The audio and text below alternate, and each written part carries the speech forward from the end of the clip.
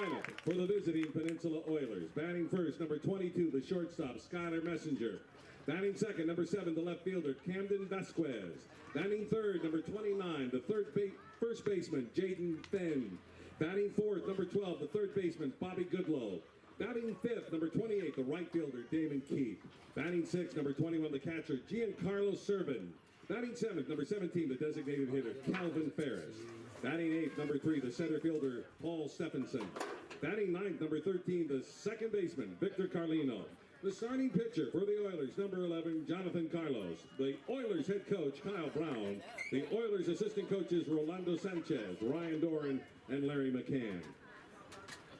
Now the starting lineup for your hometown Chugiak Chinooks. Batting first, number 22, the center fielder, Jesse Davis. Batting second, number 18, the right fielder, Brandon Cody. Batting third, number 12, the designated hitter, Hayden Keller. Batting fourth, number 24, the first baseman, Ethan English. Batting fifth, number 7, the shortstop, Pete Fullerton. Batting sixth, number 20, the catcher, Jake Collins. Batting seventh, number 15, the third baseman, Mason Corbett. Batting eighth, number 9, the left fielder, Trevor Cho. Batting ninth, number 5, the second baseman, Patty McDermott. The starting pitcher for your Chinooks, number 55, Sam Briggs. The Chinooks head coach, John Grove. The Chinooks GM and pitching coach, Chris Beck. The Chinooks assistant coaches, Dalton Smith, Troy Hurley, and Sam Potter. And the Chinooks broadcast team, Wyatt Wewell and Josh Salem. Singing tonight's national anthem, he is an opera singer from Eagle River, an alum of the UAA Music Department, and a recent graduate of Arizona State's Music Theater and Opera's Master's Program. He's been an employee of UAA for almost 10 years as both a student and professional staff. Please welcome to Lee Jordan Field, our good friend, Michael Tolino.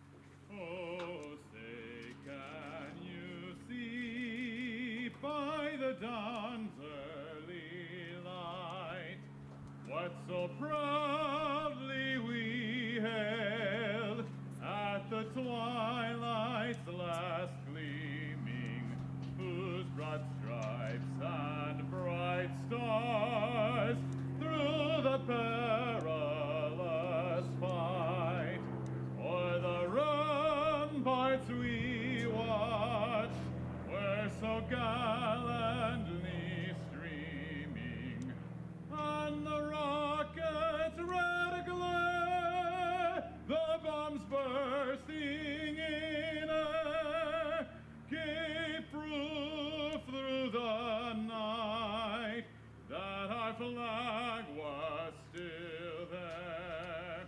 Oh, say does that star-spangled banner yet wave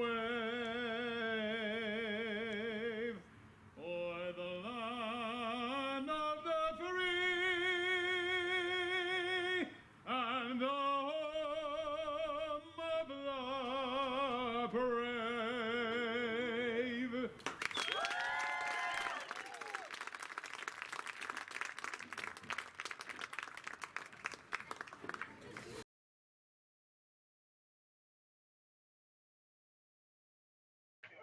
Well, hello and welcome back out to Lee Jordan Field, the home of the Chugiak Eagle River Chinooks. They're facing off against the Peninsula Oilers, and that'll be the 4th game of the season. To begin this one for the Chinooks, took a late inning loss last night. In the 9th inning, had 2 outs and 2 strikes against the Bucks, but were unable to just get that final out. They ultimately given up 5 runs in the 9th inning, and the final score in that loss was 5-3. You can see the first pitches being thrown out here currently to Jake Collins behind the plate. And it's in there. And the mascot for Anchorage out here as well. We'll give you the starting lineups here in a moment, but let's tune in real quick to hear what head coach John Grove said for the Chinooks before the game. Sure, Salem, back again for another day of baseball. The Chinooks are facing off against the Peninsula Oilers today, and I'm joined with the head coach for the Chinooks, John Groth. And Coach Groth, you had a tough loss yesterday. How do you rebound from that in today's game? Well, there's a lot to build from yesterday's ballgame. It was really a good game. As a pitching and defense type of game, you kind of got that flavor as the innings went on, and it was a very low-scoring affair. And really proud of our hitters. We kind of manufactured some runs through the game, and then got an extra run in the eighth. And you really felt good going to the ninth with a 2-run lead in that kind of ball game. And there's 27 outs, and we just couldn't get that last one. We had them down their last strike. And baseball's that way. That's the beauty of the game when you can come back and win a game like that. Unfortunately, we're on the other end of it. So really proud. I thought we pitched it really well. Our pitchers worked around some situations. Awesome. Zach gave us a good start, and for the most part, the pitching was really, really good. And you got to tip your cap. They had a guy that didn't even start the ball game, batting in the 9-hole, and he took advantage of a pitch that wasn't located well, and drove 3 runs in at the absolute last moment. And so you file that one away. We're playing 50 games this summer, and it's 0-0 here, and we'll play a team we haven't seen yet. So we're looking forward to seeing the Oilers. So that is the end of the conversation with John Groth, and we're getting ready to go underway as the first pitch from Sam Brace, the left-hander on the mound from Lawrence Tech University, is going to make his second start of the season. Pitched a few nights ago in the 14-inning thriller, where the Chinooks ended up dropping that game to the Pilots in that 14th inning, and Sam Brace ultimately gave up 1 run in his start. But that was it. Cap down the first baseline foul. This is Skylar Messenger. Messenger, the shortstop, and leading things off for the Oilers. Batting second is Camden Vasquez in left field. Jaden Fine at first base batting third. The third baseman, Bobby Goodlow from TCU, batting fourth. Batting fifth is Damon Keith, the right fielder. Ground ball hits weakly to Mason Corbett at third base. The throw across to first, and the first out of the ball game. Behind Keith is Giancarlo Servine, the catcher. Batting seventh is Calvin Ferris, the designated hitter. Paul Stephenson in center field, batting eighth, and batting ninth is the second baseman, Victor Carlino. We'll see Jonathan Carlos in the bottom half of this inning. Right now, it's a 0-0 ball game. I'm Josh Salem, joined with Wyatt Wewell as our statistician today and your broadcaster for the evening. We'll give you the rankings at the end of this top of the half inning, and good strike in there as well. 0-2 count for Sam Brace in the lefty-on-lefty matchup with Camden Vasquez. 1 out in the inning was a weak ground ball from Messenger, and a pitch just off the plate. Your umpires for the day, behind home plate is Silas Dryden out of Anchorage and not too far away from home. Tom Swoboda, the first base coach, and hit to Mason Corbett again, the throw to first, and he's out by a step. So 2 ground balls to lead off the ball game from the bats of Vasquez and Messenger, and Corbett is all over him. Jaden Fine up next. Again, Tom Swoboda, the first base umpire from St. Louis, and then the third base umpire from Tulsa is Stacy Dunbar. I believe the Swobodas are listening in from St. Louis, so we'll give them a couple shout-outs for the rest of the day. And the first pitch is at the lower third of the strike zone to Jaden Fine.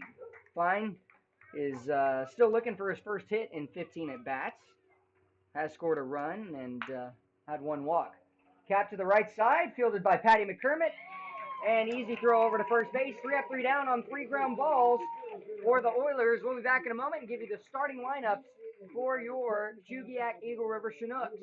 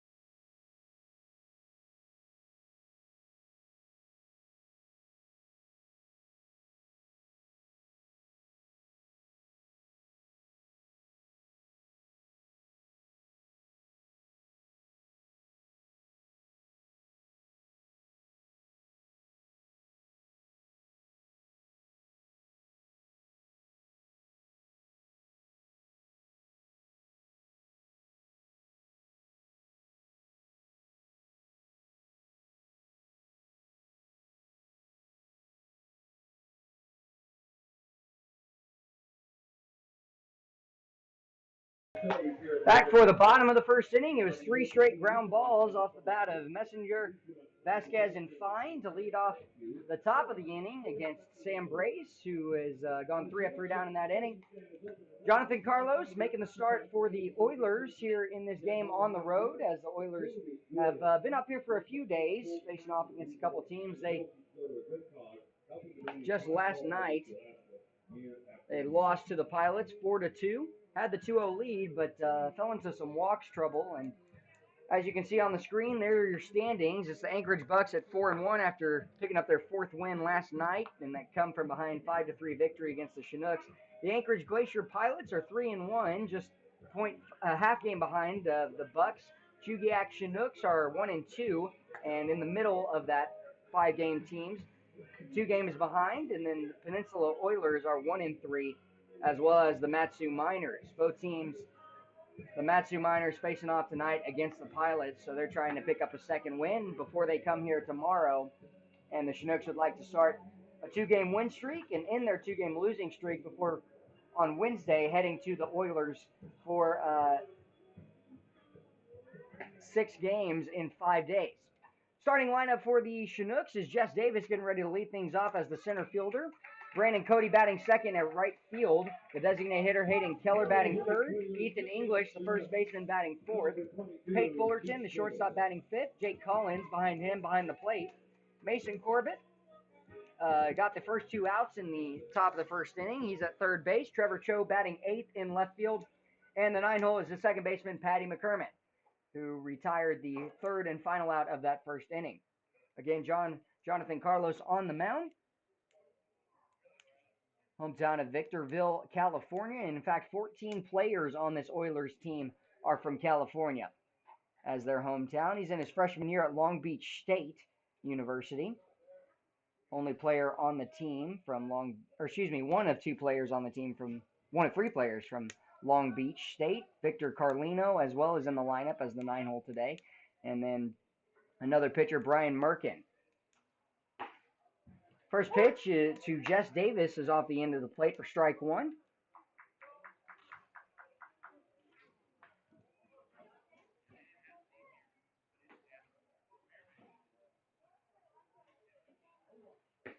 And a little low and inside on the catch from Giancarlo Servine. Ties the count up at 1-1 here. No outs. A beautiful day. Wind blowing slightly out to right field and amid the mountains. Right in the middle of 4. Next pitch is off the plate again, 2-1. We'll get some updates after this half inning from the stars of yesterday's games and the loss 5-3 to the Bucks.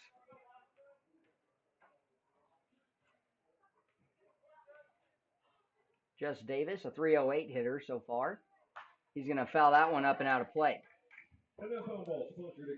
In 13 at-bats, he has 4 hits, 2 of which were doubles. One was hit yesterday on the double. He stole third base as well yesterday. Has 2 stolen bases, the most on the team out of the 4. 3 of the 4 stolen bases were from yesterday's game. Swung and a miss, and it's going to be strike 3 as the first out is going to get Davis swinging, chasing a little low. Brings up Brandon Cody, the right fielder. Number 18, Brandon Cody.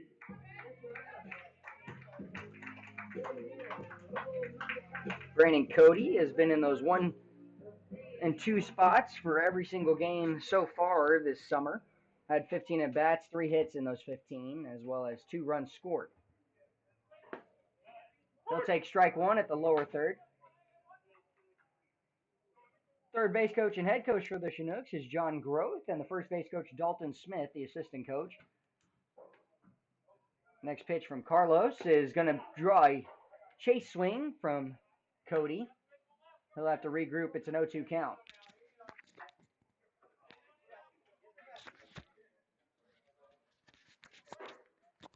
Quite a few fans showing up, continuing to come in here in the bottom of the first inning of a 0-0 ball game. 1 out in the inning was a strikeout against Jess Davis. And the next pitch to Cody. Draws another strikeout, and so the first 2 outs are Davis and Cody swinging. It'll bring up Hayden Keller, the designated hitter. And Keller, the best average on the team at 385.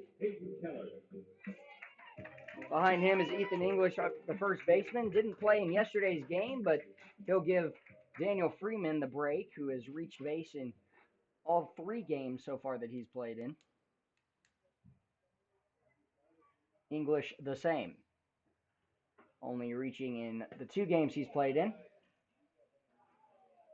Carlos, we've seen him throw across his body a few times, the ball missing into the left-handed hitters. That one missing low and inside for ball 1. Keller hit a double in the right center gap yesterday. He'll chop one to the right side. Going to be a one-hopper to the second baseman for the third and final out as it's fielded by Carlino. He'll flip it on over to Fine. 3 up, 3 down go the Chinooks. We'll be back in a moment. You're listening to Chinooks Baseball for the top of the second. At UAA.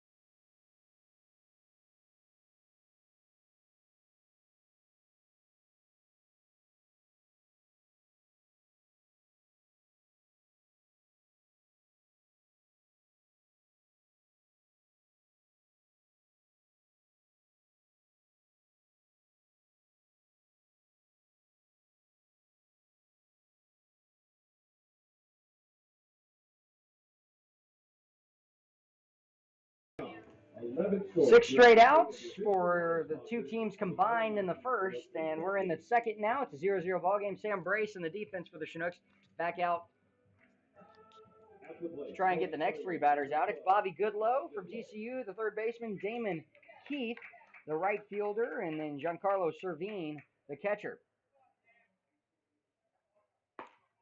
First pitch is strike 1, and Brace getting ahead here.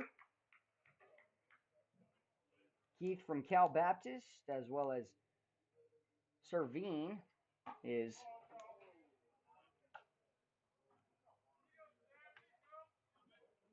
from Edinburgh, Texas.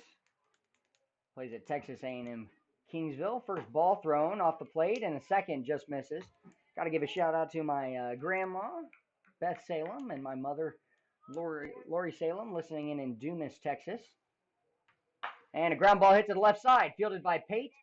He'll throw across his body, and the out at first. What a stretch at first base by Ethan English as well, as he shows off the flexibility. Hitting the splits almost, and just popping right back up. But what a play. That's so hard to do for Pate Fullerton. He makes it look so easy. And shout out to Pate Fullerton as well. He's just committed today, transferring over to UAB with his brother, University of Alabama at Birmingham. And so he will be playing with his brother, J. Paul Fullerton. Hit hard to right field, directly at Brandon Cody for out number 2 to lead off this inning. So Damon Keith will fly out to right, or line out to right, and that'll bring up Giancarlo Servine, the catcher. Servine, 273 hitter. 3 hits so far in 11 at-bats, 2 runs scored, and one of which of his hits was a double. First pitch is a curveball that hits the lower third of the strike zone. 0-1 count, 2 outs. Popped up and out of play down the right field line.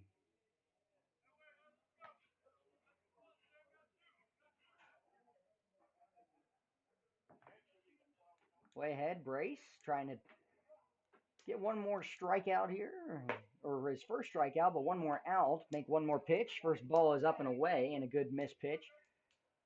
Try and change planes, the eye level. On deck, Calvin Ferris, the left-handed designated hitter. Strike 3 will get him swinging on the off-speed.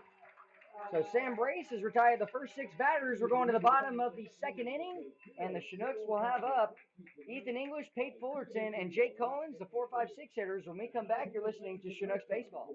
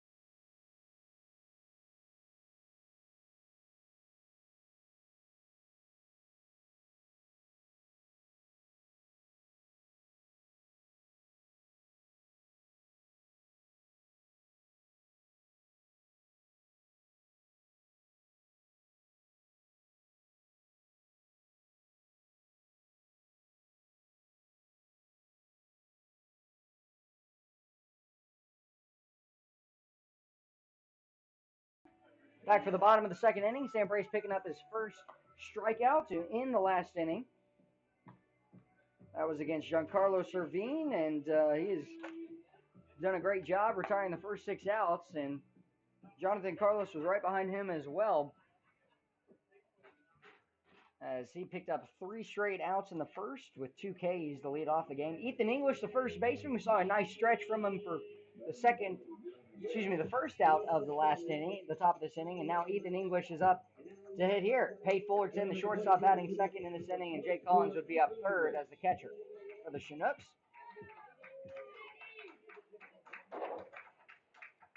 Ethan English, a .333 hitter, second highest batting average on the team, and he's awaiting his first pitch, likely going to be an off-speed pitch. Instead, it's popped up on the infield. Skying fly ball to the shortstop area, and going to be made for the first pitch and out number 1 of the inning by Skylar Messenger. Pate Fullerton up next as the shortstop.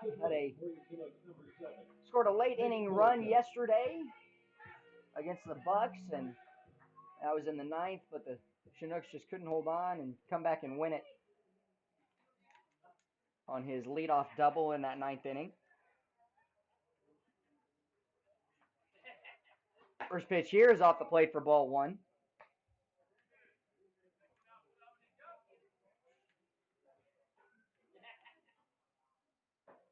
Fullerton yesterday 1 for 4 with an RBI, and the next pitch is low. Fullerton with a hit and a run scored yesterday. His older brother had the RBI hit.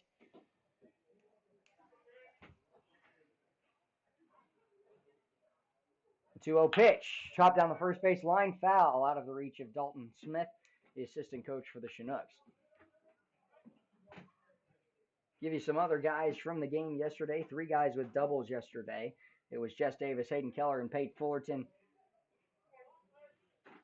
who had 2 doubles.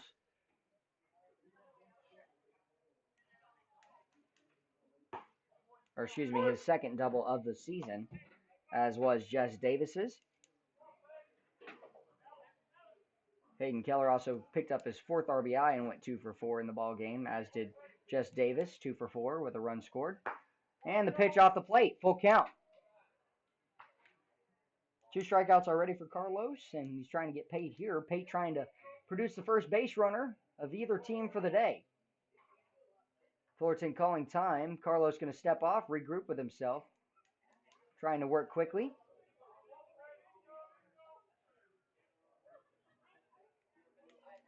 And now he'll take a moment and try and pause out with Fullerton, get him off balance.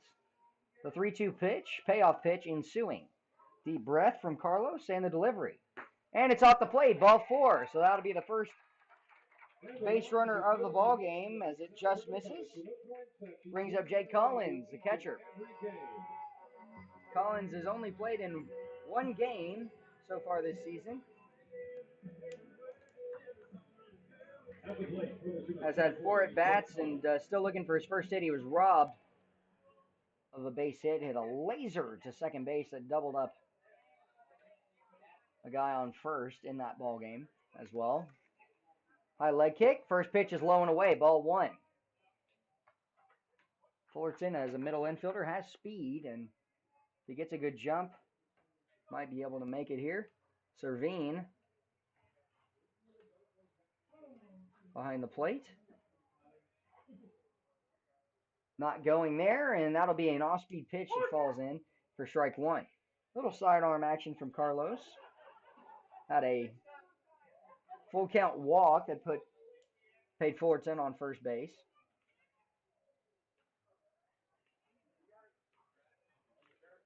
And the next pitch.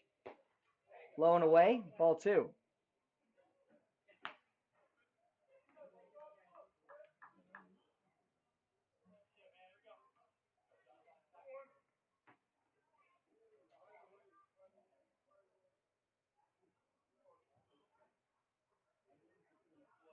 And that's going to be foul tipped into Servine, and he'll walk it off. It's a 2-2 count now here with 1 out. Jake Collins looking for a base hit. Collins coming out of Littleton, Colorado. One of 2 players on the team from Colorado, as is Zach Sundine, who pitched yesterday 5 innings and recorded 8 strikeouts, only giving up a few hits. Pickoff attempt over sends Fullerton sliding in safely, and it'll keep a 2-2 count here and 1 out to Jay Collins.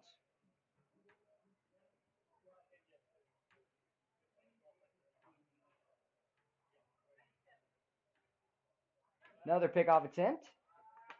Almost thrown away. Got a little bit closer towards the foul pole line.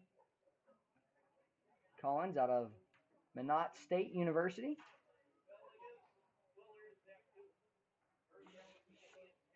In his sophomore year, the next pitch.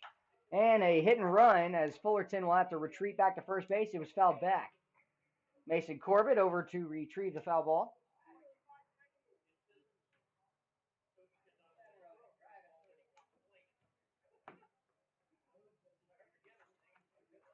Good pitch to Spoil there.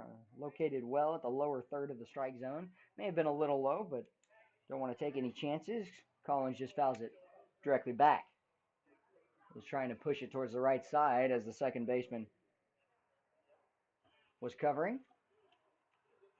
And poked out of play down the right field line. That ball sponsored exclusively by Edward Jones Financial Investments and Gavin Reed in Eagle River.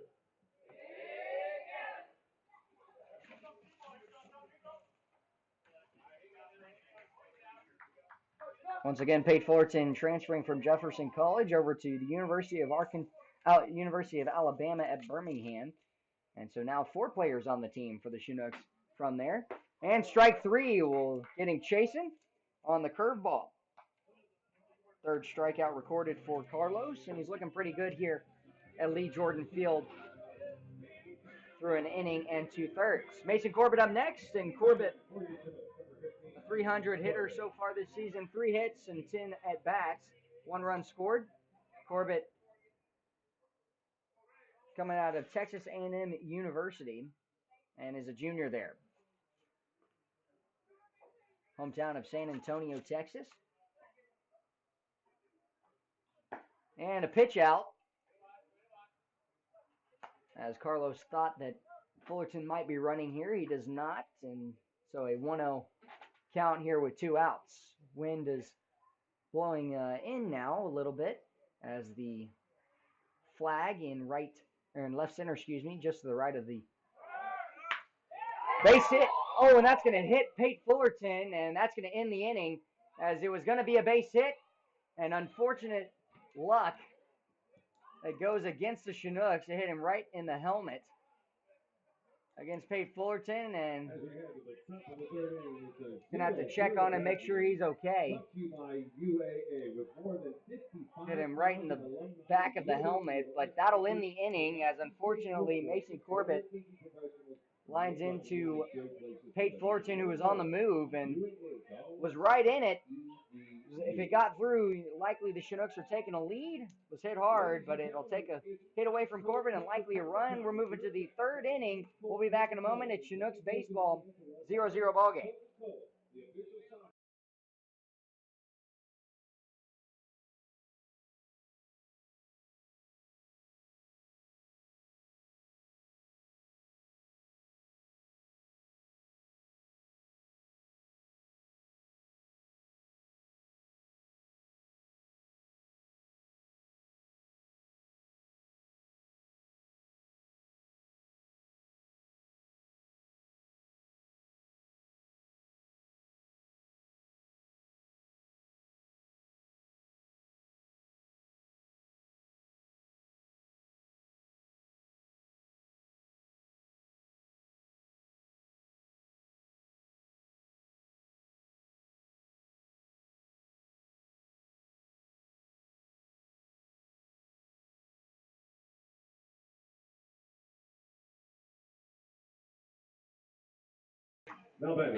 First pitch misses low and away to Calvin Ferris.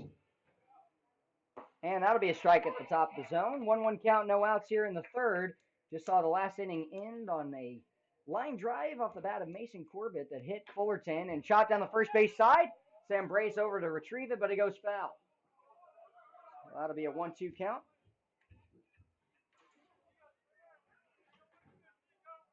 Fullerton keeps rubbing his neck, but he says he's okay.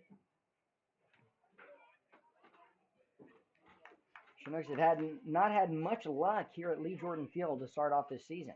2 losses. And strike 3. Good pitch from Sam Brace. Picks up the second strikeout as he ended last inning with a strikeout swinging, and he'll get the first out of this inning for back-to-back strikeouts. Brings up Paul Stephenson, the center fielder for the Oilers. Victor Carlino moves up on deck as the 9-hole hitter.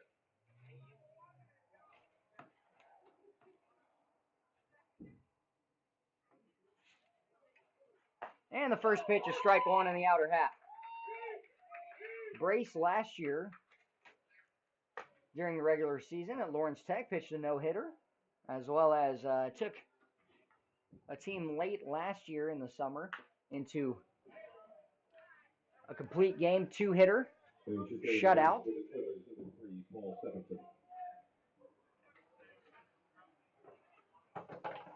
The 0-2 pitch, chopped foul again down the third baseline, foul.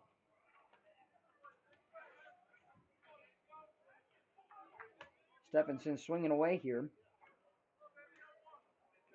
235 hitter. And off the plate for ball 1. Good pitch. Played in now his 5th game.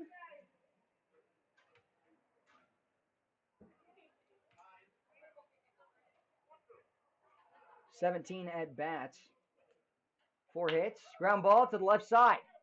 And that's going to get through as Mason Corbett was playing back, tried to get to it. It was likely the shortstop paid Fullerton's ball, and Corbett called for it. It kind of gave him a weird hop, and that's going to go as a base hit. So the first hit of the ball game is a ground ball through the 6-hole. Brings up Victor Carlino, the second baseman. 1 out in the inning. The left-hander steps in. As Messenger is on deck. Delivery home, and it's laced up the middle for another base hit. Jess Davis in to retrieve it. And that'll keep Stephenson at second base. But Victor Carlino, back-to-back hits.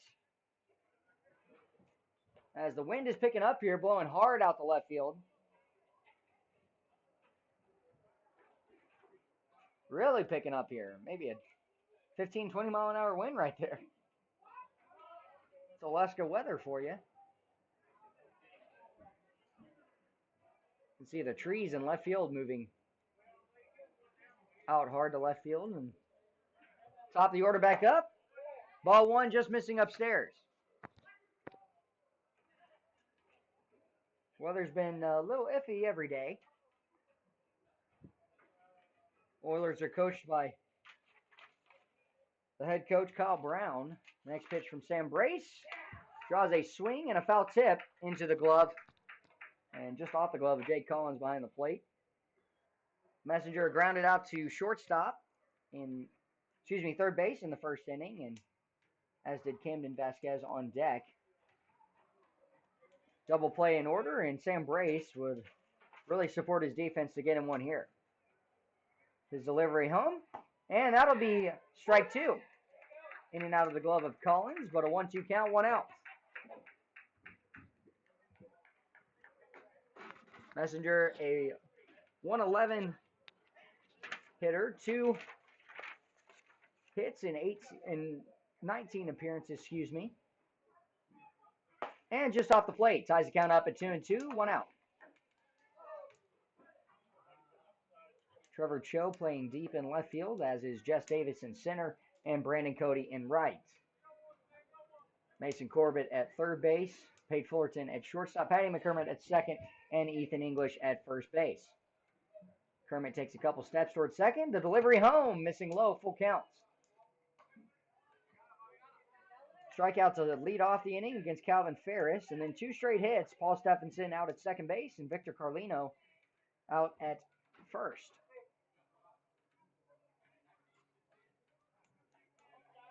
Messenger awaiting the 6th pitch of the at-bat. And the delivery home. That'll be off the plate, and that'll be a walk to load the bases.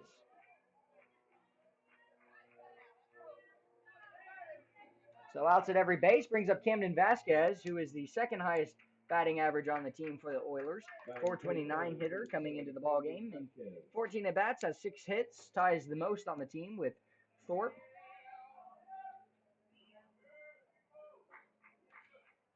And that's a strike on the outer half.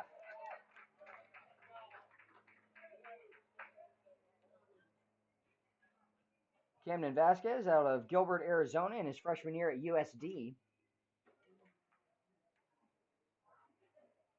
Pops one up down the left field line, going to tail away, go foul just past the bullpen down the third base line. 3 players on the team from the University of San Diego. Freshman Jacob Reed is a pitcher on the Oilers, as is another USD player, Robbie Knowles. Next pitch, shot right back to Sam Brace, flips it underhand. The throw to first, and a double play to end the inning. With the bases loaded, Sam Brace flips it to Jake Collins, and he throws it over to first base, Ethan English on the putout, and the Chinooks get out of it as we're going to the bottom of the third inning of a 0-0 ball game. A little luck and a little life for the Chinooks. We'll be back in a moment. You're listening to Chinooks Baseball.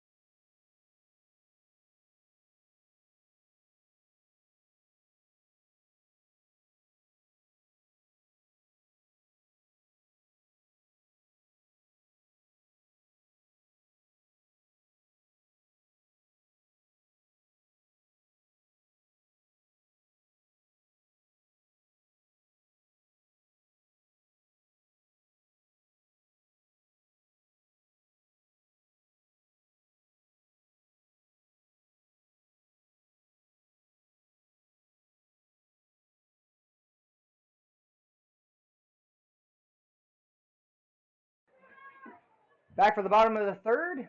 The Chinooks get a bases loaded, inning-ending double play to get out of the top of the third. And ball one is off the plate to Trevor Cho, the left fielder. It'll be 8-9-1 to lead off this bottom of the third inning. 1 runner for the Chinooks so far. Pate Fullerton last inning. And off the plate there, 2-0. Fullerton reached via walk with 1 out last inning. And Trevor Cho would like to reach here to lead off the inning. Wind up in the pitch and draws a swing off the plate, but a 2-1 count. Likely would have been ball 3. Cho as well looking for his first hit. In 3 at-bats, he has scored 1 run and has 1 walk. Bunt shown, bunted directly back to Carlos. He'll pick it up, throw to first, and it'll be Trevor Cho out. Patty McCormick, the 9-hole second baseman, up next.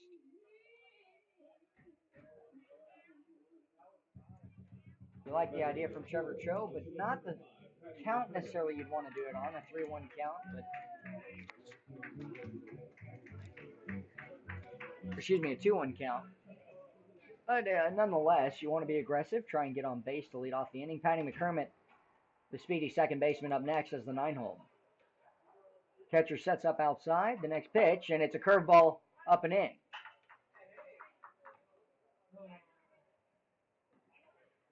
Didn't really break. And so Carlos will take a deep breath and reset. Off the plate, ball 2. 2-0 count, 1 out. So he has started off the first 2 batters of this bottom of the 3rd inning with 2-0 counts. See if he gets a strike in there here.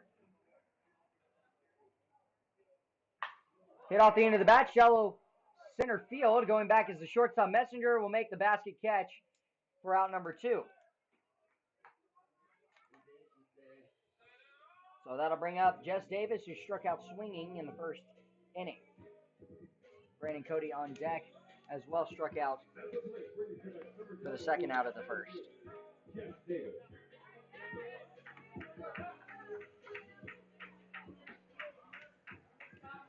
Jess Davis yesterday, 2 for 4 with a run scored and 1 strikeout. Stole 3 bases.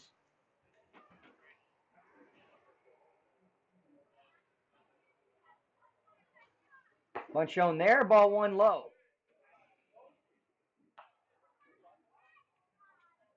Davis out of the University of Alabama at Birmingham as well.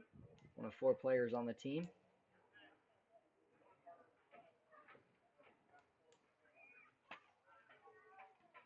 Did have a sac bunt yesterday. And that'll be a strike.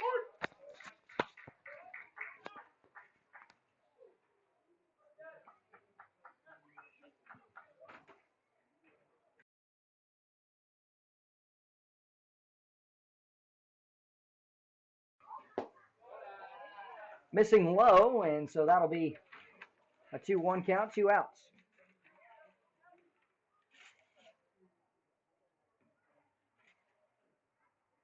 Davis 2 stolen bases yesterday.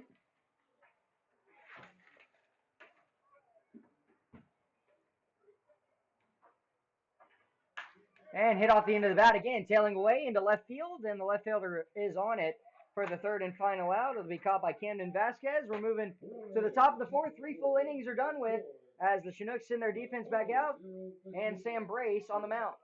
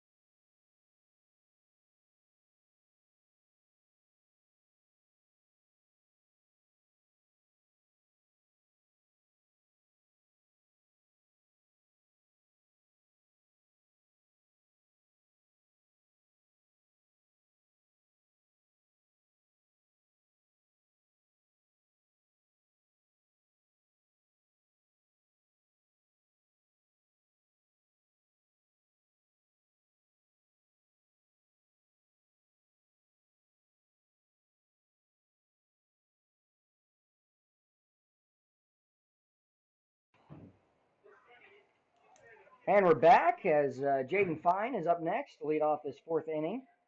Still a 0-0 ball game. Ball 1 misses low from Sam Brace. Jess Davis flew out to left field in the bottom of the 3rd inning. And the next pitch missing low as well.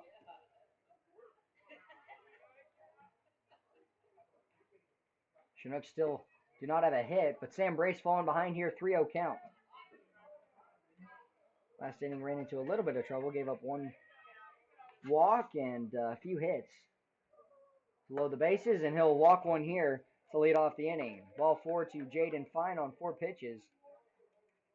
And that'll bring up Bobby Goodlow. Grounded out to shortstop in his first at bat. Now batting for the Oilers, number 12, Bobby Goodlow. Freshman from TCU. Only player I've actually seen in this league from TCU. Ground ball hit hard to second base. Fielded by Patty McCormick. Flip to Pate Fullerton. The stretch at first and another double play. Second double play turned in 2 innings. And that'll start off this inning to get 2 outs and help out Sam Brace. And we saw 4 double plays turned in the 14-inning thriller against the Pilots a few days ago. And here they already have 2 in 4 innings.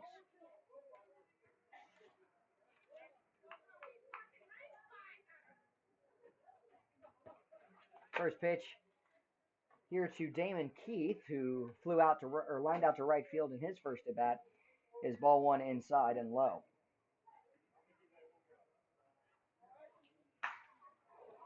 Hit hard to right field, tailing away. Brandon Cody on it. And again, for the second time, Damon Keith going to line out to right field.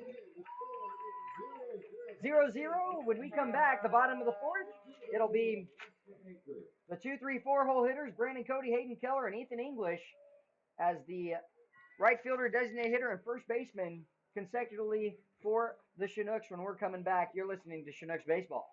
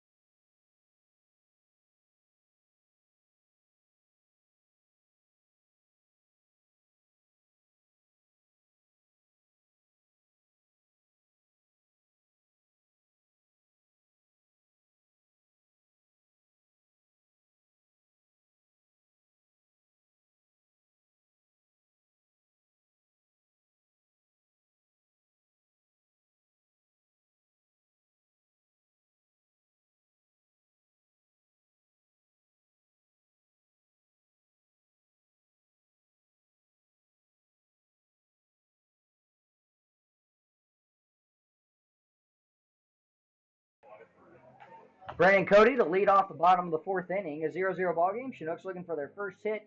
2 hits for the Oilers, both of which came back in the 3rd inning. Couldn't capitalize with the bases loaded and 1 out. And ultimately grounded into a double play. They grounded into 2 today with Sam Brace on the mound. No one warming up for either team, and Brandon Cody to lead off this inning. His first pitch is going to fall in high for ball 1. Struck out swinging in the first. Hayden Keller up next with Ethan English behind him. The 3 batters up to face Carlos in this inning. Smash to left center field, and it's going to go way back. And the center fielder running over. He's on the wall, and he's going to make the catch. That ball was trouble from the beginning, but an incredible rundown catch by Paul Stephenson to chase it down just a few steps in front of the fence. And that'll just be a long fly out in left center field. Good job by Stephenson. Had to run a very long ways, but it was just the first out of the inning. Hayden Keller up next, grounded out to first base to end the first inning. And the first pitch here is off the plate for ball 1.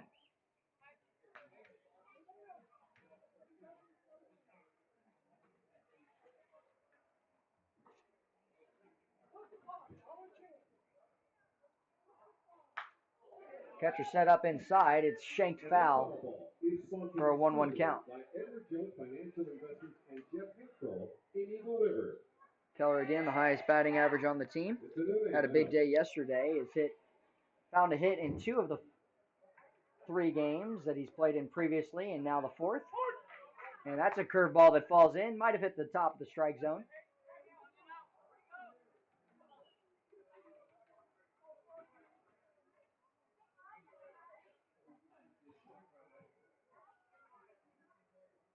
And strike 3 will draw a swing from Hayden Keller, who goes down swinging.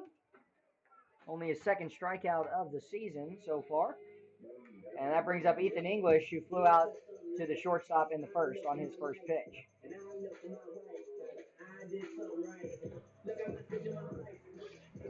4th strikeout of the day for Jonathan Carlos. He's averaging 1 per inning.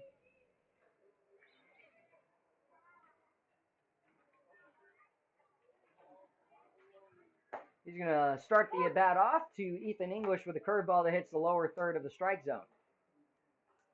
Just nicks the bottom half. Wind picking up to left field. Hit hard to left field and going to tail way foul. Caught Ethan English out in front.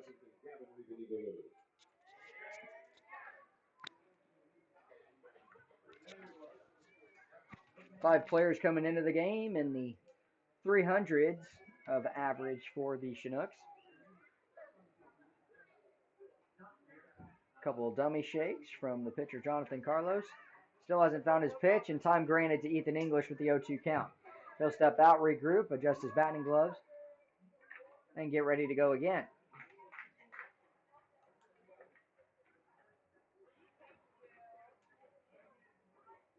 And low and inside, ball. 1-2 count.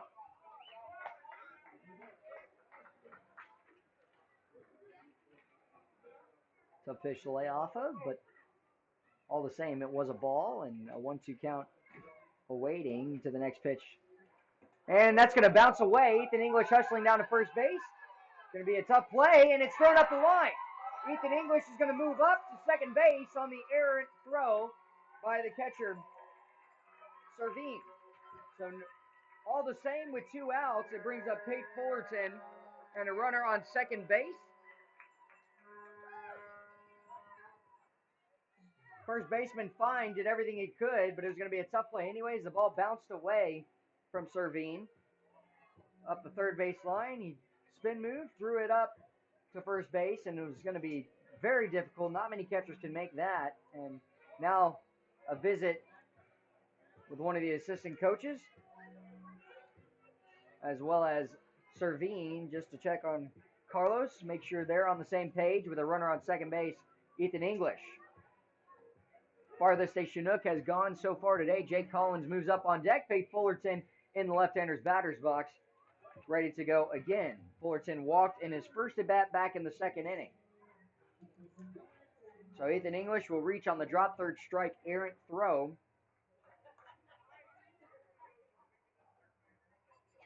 And it still goes back in the books as a K.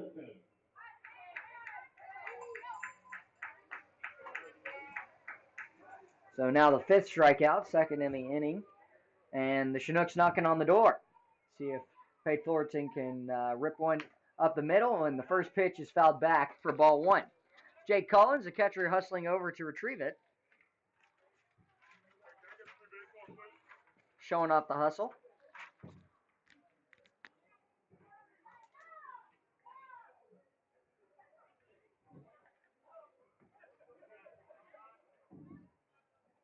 A 1 pitch to Fullerton here from Carlos.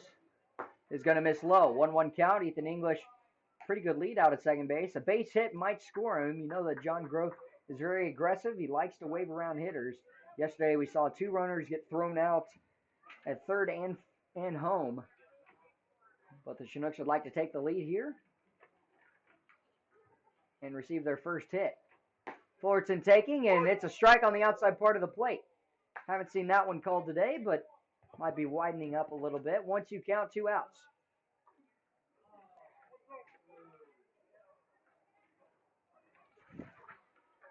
Wind continuing to blow here.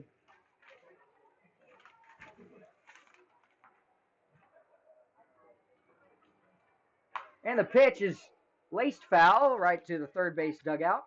It's down towards the bullpen. Just a defensive swing by Fullerton.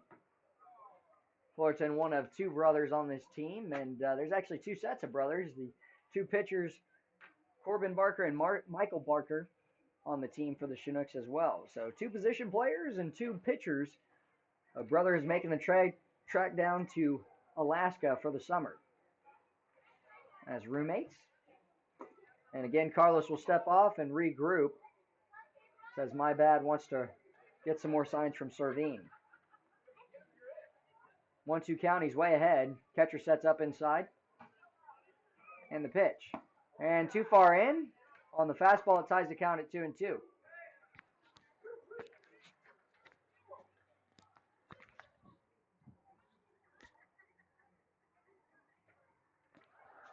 Chinooks will play tomorrow as well here at home against the Miners before traveling down to Kenai to play the Oilers on their home fields.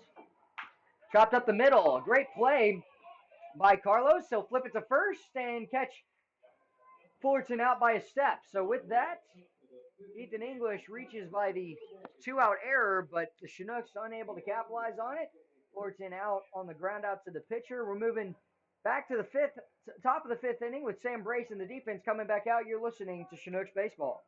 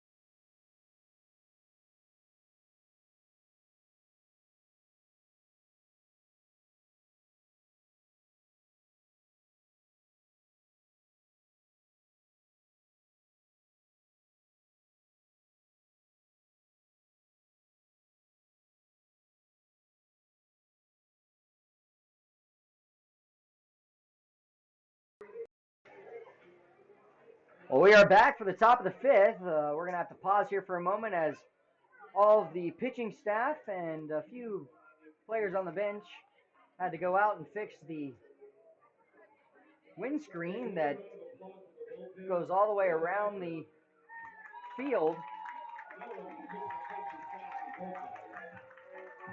And they're getting their applause here, as well as some of the coaches went out.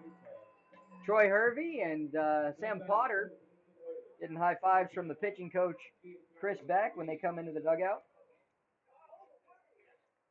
First pitch is a swinging miss from Giancarlo Servine, who struck out in the second inning.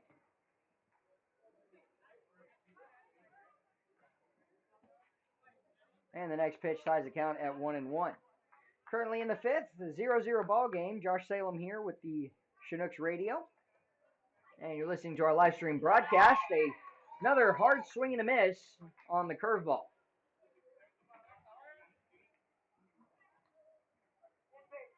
Servine on the roster is listed as a pitcher, but is actually a catcher. And that'll be fouled directly back. You can see our camera shaking right behind the backstop. 1-2 count, no outs. Brace looking for another strikeout. He's got two so far, one in each of the middle innings of the second and third. 2-2 count.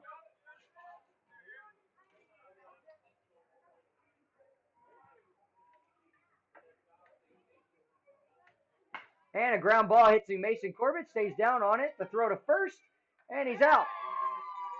Mason Corbett's third putout of the ball game. And that's going to bring up Calvin Ferris, the designated hitter who struck out back in the third to lead off the inning.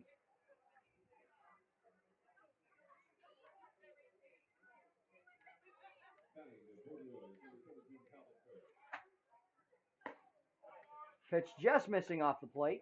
You know, it's very interesting. Wyatt Wewell, who's with me right now doing the stats, he mentioned to me that in right field there's a bunch of rain you can see, not in right field, but past right field by maybe 400 yards. There's rain falling down towards the mountains, and might be a little further away, but it just tends to go around us here. May occasionally get some. It's sunny right here. That's Alaskan weather. 2-0 count. Ball 3 is away. Brace might want to step off the mound, just regroup with himself. He's given up 1 walk today.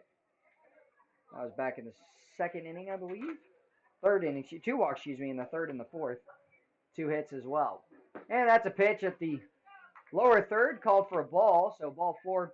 And with 1 out here, Calvin Ferris will walk and reach base for the first time today. Paul Stephenson and Victor Carlino, the next 2 batters up. And they have both reached with singles in the third. Chinooks would like to turn a third double play today if Paul Stevenson can get one on the ground here. Delivery and smash down the third base line towards the bullpen. And chested up by one of the pitchers down that. One of the pitchers for the Chinooks, they have this thing going where on every foul ball hit their way, they're going to chest it up or just try and put a body on it. The pitch home again. Ground ball to third. Fair ball as it gets past Mason Corbett. And that could be extra bases. It will be, as they're going to get it in. Runners on second and third now will bring up Victor Carlino. Paul Stephenson reaching there with a double down the third base line. Just a dead pull hitter and pulls one just fair down the third base line past the diving glove of Mason Corbett. And that's when walks can come back to kill you with 1 out, and then you give up a second walk.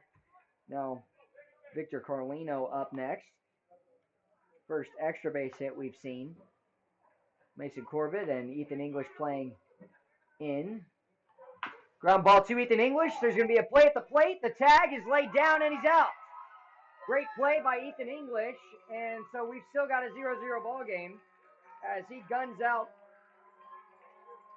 Calvin Ferris. Trying to slide into home. Brings up the leadoff Skylar Messenger.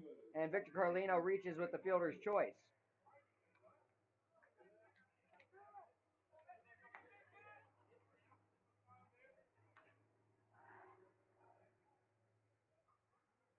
So Sam Brace has a chance to get out of this one with the runners on the corners. Jay Collins needs to be big behind the plate. Skylar Messenger a walk back in the third. The only time he has reached today is 0 for 1. Good job behind the plate. Jake Collins scooping up a ball in the dirt. Sam Brace looking for 1 more out. He's currently in the 5th inning with 2 outs. Pickoff attempt, runner goes.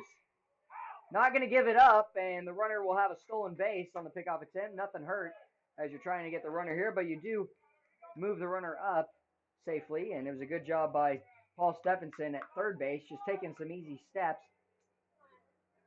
as it looked like Victor Carlino was going automatically on first movement, just took off on the pickoff and might have tried to get in a rundown. He does not there, just took off the whole way. And that's going to be a strike on the outer half. 1-1 count. Messenger thinking that it was not.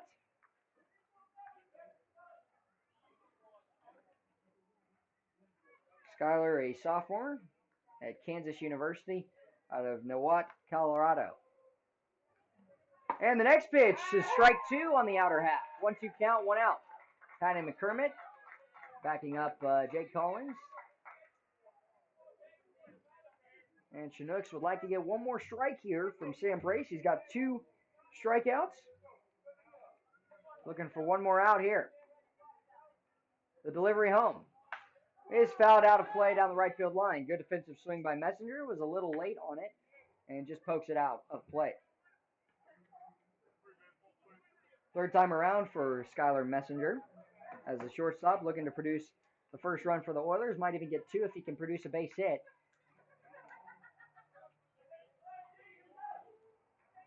Sam Brace delivery home. Pitch is away. First for the second ball of the at-bat. 2-2 count.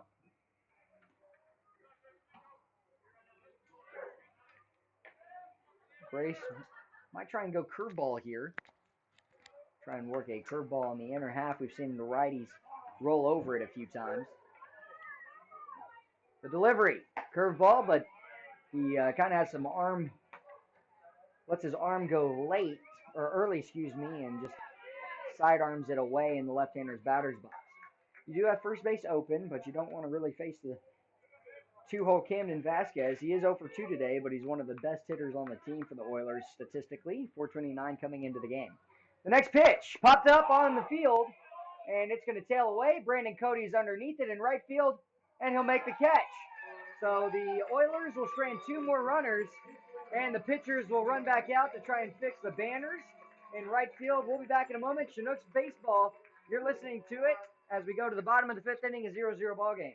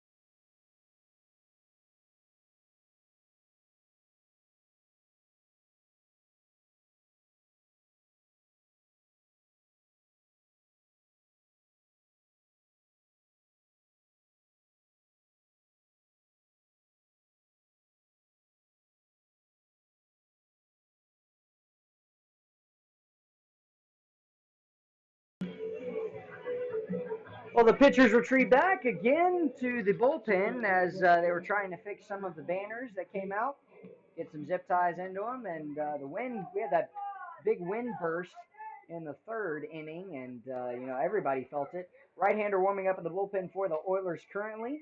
Let you know who that is, as is Justin Fox warming up in the bullpen for the Chinooks. Bunt shown, but going to roll foul off the bat of Jay Collins. Jay Collins, a strikeout in the 2nd inning. And the next 3 batters are Collins, Mason Corbett, and Trevor Cho. And inside as Collins turns in, a few inches from missing him for a hit by pitch, and a 1-1 count, no outs. Chinooks have escaped trouble for 2 innings of the 5 this ball game. Popped out of play. Moves the advantage count to Carlos, who's been phenomenal today. 5 strikeouts, 2 last inning. Has not given up a hit yet, and only 1 walk allowed.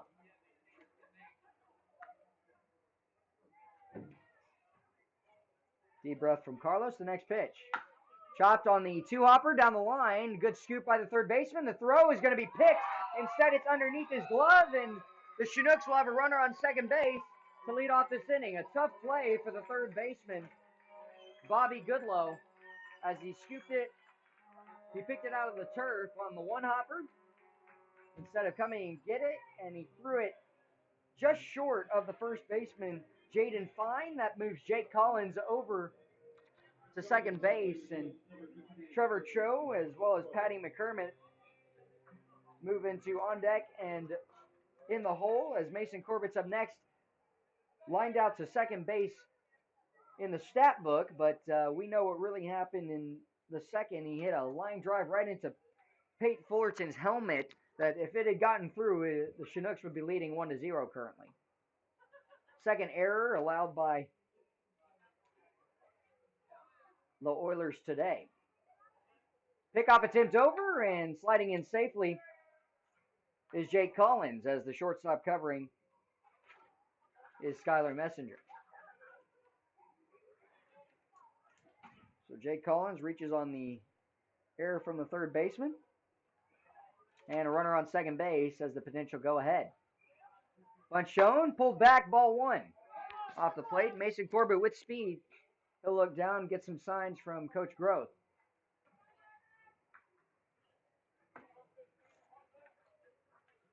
Coach John Groth in his 8th season down here coaching for the Chinooks. Longtime coach for Tyler Junior College. Bunt shown again and bunted foul.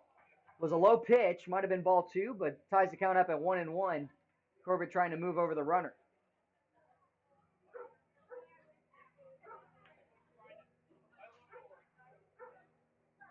Chinooks still looking for their first hit, and the second baseman, Carlino, is shading Mason Corbett to try and pull here.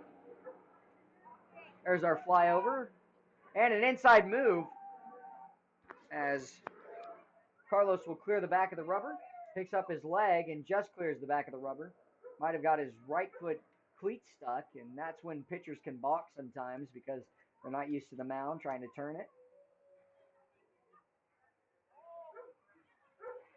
Really concerned about Jake Collins out at second. And a check swing goes directly back, and the disadvantage with the 1-2 count here and no outs. Corbett going to have to battle out of this with Trevor Cho coming over to retrieve the ball. We'll just plop it right down in front of him on deck. And flips it back to Troy Hervey. And the first base dugout, one of the assistant coaches. For the third time this inning, Carlos steps off since Jake Collins has been on second base. He reached on the two-base error from the third baseman, Goodlow. The 1-2 pitch and payoff pitch ensuing. Smash to left center field. It's tailing away. And that's going to be extra bases as it hits right off the top of the wall, hustling Mason Corbett. The Chinooks are going to lead 1-0, and Mason Corbett is going to have a triple to start off his next at-bat. Hits right off the top of the left field wall, and an extra base hit for the Chinooks brings across the first run of Jake Collins. That'll be an unearned run, but all the same is a run. On the triple from Mason Corbett, he puts himself at third base. And a little more oomph, and that one's getting out of here. The opposite field home run potential. First hit comes as a triple that brings in the first run. It's a 1-0 lead for the Chinooks. Took a nice hop off of the wall as well and allowed for Mason Corbett to hustle over to third base. Cho, foul tip on the first pitch and off speed. Cho grounded out in the third inning. Right back to the pitcher. Excuse me, he tried to lay down a bunt and did not reach safely. Bunt shown, pulled back on the safety squeeze attempt. And Servine calls time, wants to go out and make sure him and Carlos are on the same page. He kind of got handcuffed there. It's a good thing for the Oilers he caught it. Patty McCormick on deck. Second baseman for the Chinooks. Justin Fox still warming up in the bullpen as well. Trevor Cho trying to produce an RBI here. Picked up an RBI yesterday.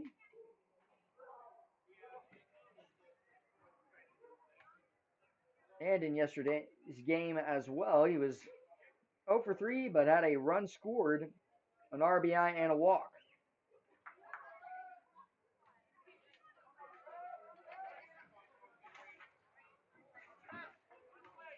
Outfield and infield playing straight away. The next pitch. Going to be low as Servine scoops it out of the turf. 2-1 count, no outs. Trevor Cho looking for one pitch to try and drive to the outfield here.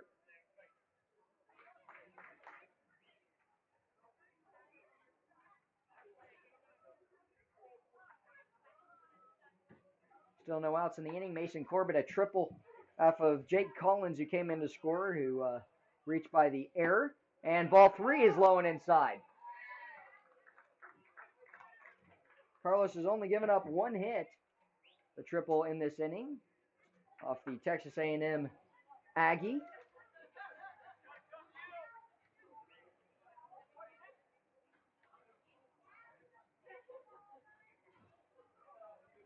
And the right-hander for USD. Excuse me, from Long Beach State.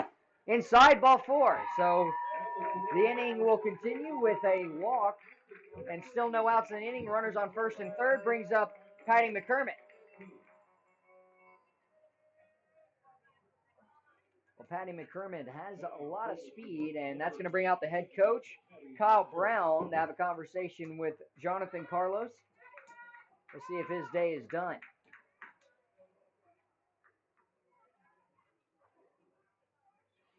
Quick update for you, the Miners versus the Pilots tonight. In the top of the 4th inning, the Miners are leading the Pilots 2-0. Long talk on the mound, and we are going to have a new pitcher coming in. When we come back, we'll let you know who it is. You're listening to Chinooks Baseball as they are leading 1-0 against the Anchorage Oilers, or excuse me, against the Peninsula Oilers. Sorry about that.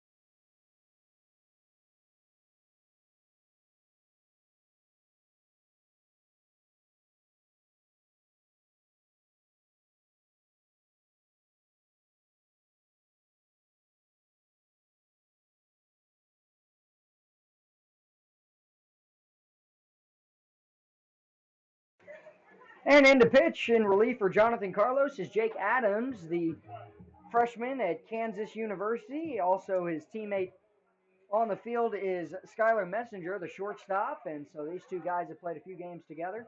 Runners are on the corners here in the bottom of the 5th inning. And it's a 1-0 lead. Trevor Cho at first base just drew a walk. And Mason Corbett tripled, picked up an RBI off the left field fence. Still no outs in the inning, and it brings up Patty McCormick.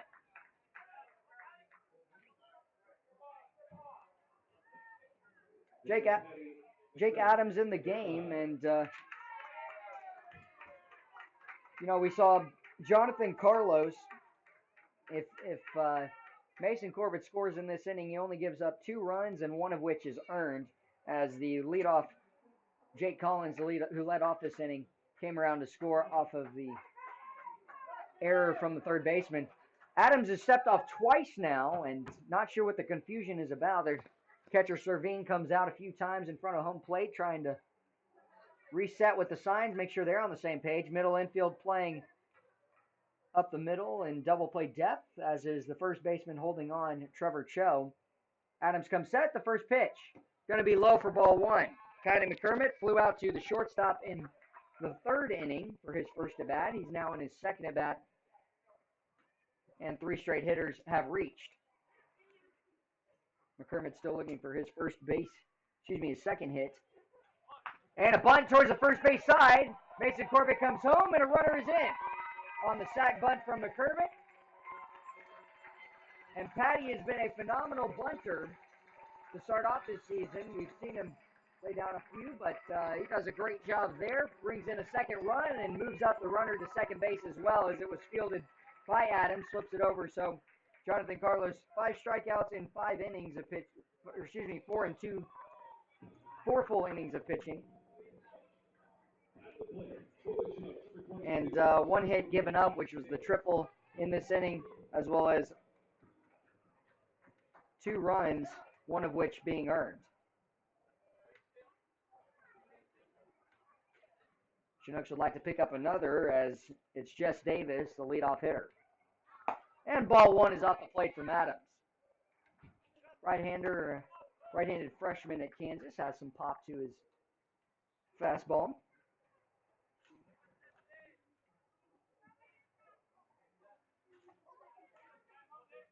But what a bunt by Patty McCormick. It was a safety squeeze, and read perfectly by Mason Corbett as well. And that's going to squeak away as the runner will move up to third. Trevor Cho on the pass ball from Servine. Just tips right off the top of his glove and goes off his chest protector to the backstop. And so now the Chinooks are knocking on the door. Jess Davis would like to pick up an RBI as well and make it a 3-0 lead. Oilers will bring the infield in. So Jess Davis needs to push one to the outfield. Instead, they'll back up the middle infield, and that'll be strike 1 at the lower third of the strike zone. A little questionable, but still a strike there. And Jess Davis wants an explanation from the home plate umpire, and Brandon Cody moves up on deck.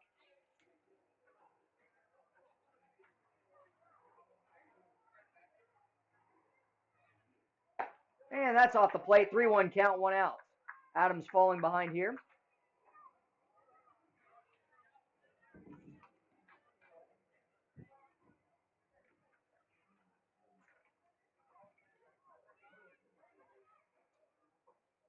Adams a long look in, nods, gets a sign, and the payoff pitch awaiting. And that's going to be strike 2 at, I guess, the top of the zone, as that'll be a full count here with 1 out.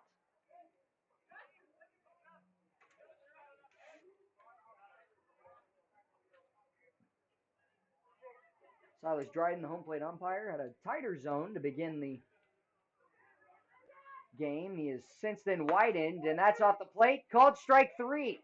That'll be the second out, and Jess Davis just shakes his head, and he might make a case. 2 of those pitches were pretty interesting, and Brandon Cody will be up next.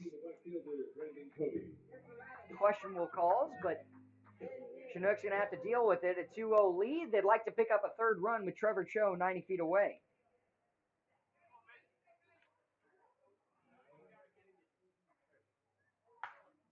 First pitch swinging and thought out of play.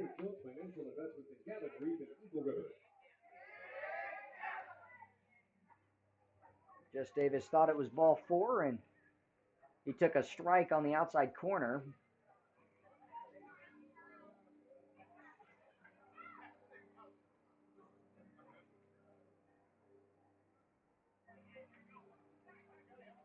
Brandon Cody in the 4th inning.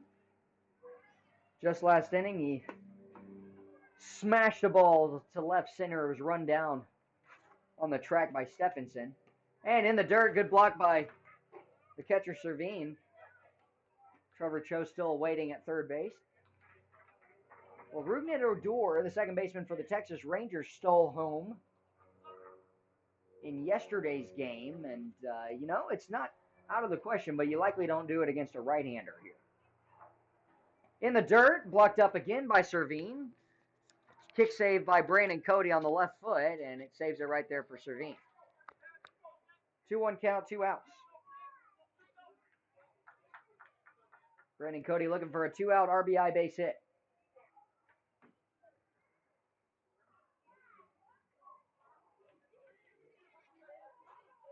And in the dirt, low again, 3-1. Advantage count to Cody.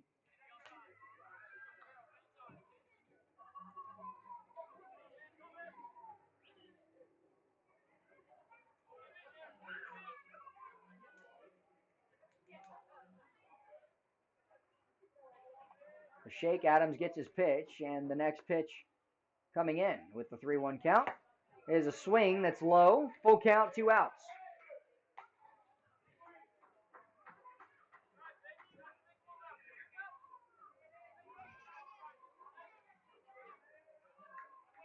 Cody trying to produce a base hit, put something in play here, force some action.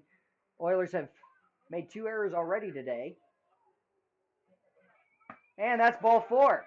Too far inside, and so Cody will take off down the first base line. Brings up Hayden Keller, the 3-hole.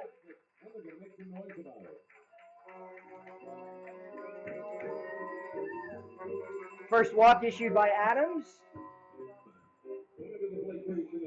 That was a strikeout, walk, and then a sac bunt against him. That was an RBI bunt to move in the runner, second runner of the ball game. And in left center, you can see some people, look like ants probably on your screen, climbing up the hill.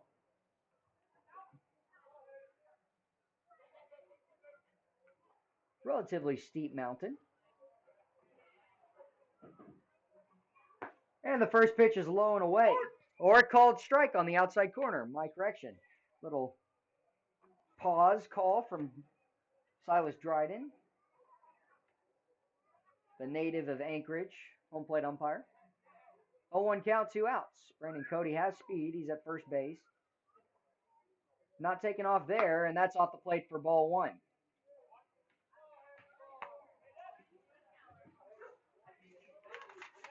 Hayden Keller, the designated hitter for the Chinooks in the 3 spot. He's playing in his 5th game this season. Getting a break these last 2 games for playing in the field, but he's from Minden, Nevada. Junior from Mendocino College. Chases a pitch off the corner, and that'll be strike 2. Hayden Keller struck out in his last at bat. He's trying to put something in play with runners on the corners here, and Ethan English on deck, who reached back in just an inning ago on Minden's 2-base error on the drop third strike. If you poke something slow to the right side of Messenger, you have a chance of beating it out at first, just as long as you keep it away from the third baseman Goodlow. Might even bring in a run. It's going to be a tough play all the same. And Joe Brazil coming out to give some balls as well to the home plate umpire. Both Joe and Hayden Keller are players at Mendocino College. And the next pitch. Defensive swing, fouled up and out of play. Good spoiler swing by Hayden Keller.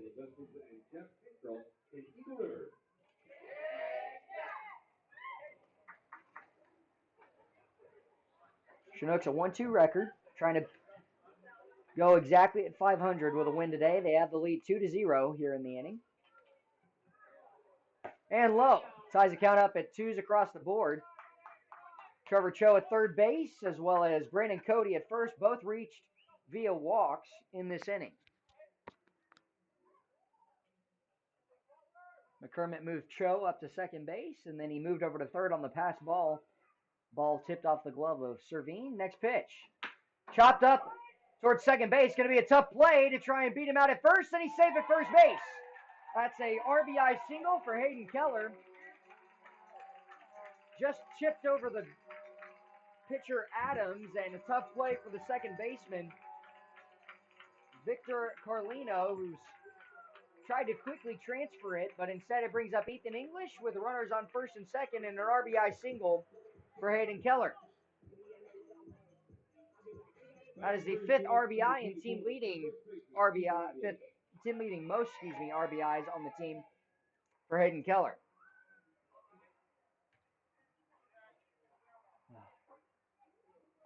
And a defensive swing on the up and in fastball against Adams.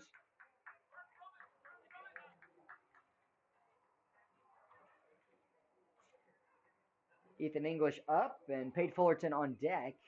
If Fullerton is able to come to the plate, Chinooks hit around here in the inning. Justin Fox has taken a seat, and we'll see if Sam Brace tries to come back out for the 6th inning. Laced foul, and that'll work an 0-2 count, advantage to Adams, who in this inning, since coming in, has given up a sac bunt RBI as well as a walk, a strikeout, and an RBI base hit to the second baseman just moments ago. The 0-2 pitch popped up on the right side of the field, and the first baseman coming over and will make the catch in foul territory. That's Jaden Fine. So the Chinooks get 3 runs on some RBIs and a big triple from Mason Corbett, sac bunt from Patty McCormick, and then Hayden Keller's single to the second baseman. It's 3-0. Justin Fox coming in to pitch, and we'll give you the numbers on Sam Brace. When we come back, you're listening to Chinooks Baseball.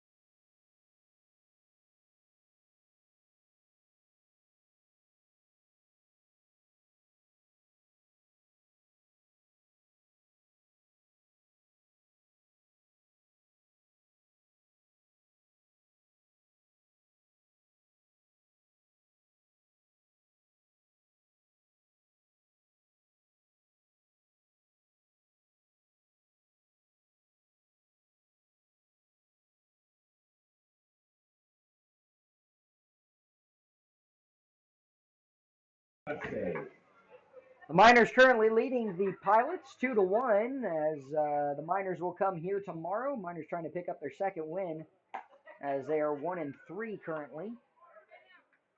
1-0 count as Justin Fox comes in and is facing Camden Vasquez to start off this inning. And it's a tailing line drive into left field. And Vasquez is on with a base hit to start off this inning. Vasquez picking up his 7th hit, most on the team. Thorpe not hitting today. 3-0 lead as the Chinooks are able to pick up 3 runs in the bottom of the 5th inning.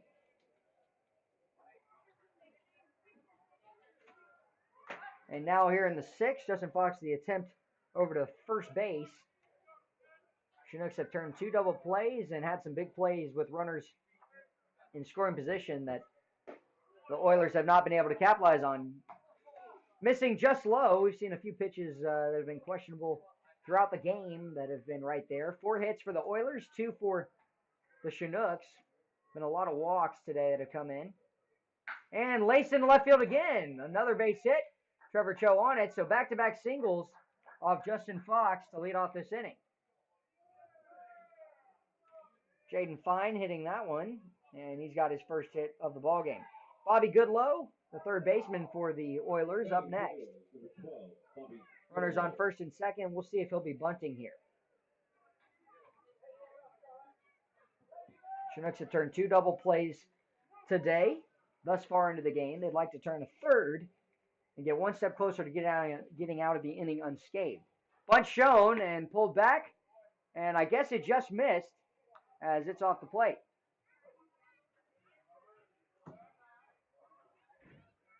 1-0 count, no outs. On deck is Damon Keith. Fox, a 1-0 record since coming in. Bunch shown there, laid down the first base line, going to be a tough play, and that's going to be a base hit. So 3 straight hits on a perfectly placed bunt. Mason Corbett stay back for third base, and that's one you might want to try and come forward and get. Tyler Winecoop is warming up in the bullpen for the Chinooks. Bases are loaded here, no outs. And what you do after you get a 3-0 lead, you got to be able to put up a 0 the next inning, and the Oilers are as close as it gets without getting a run across here so far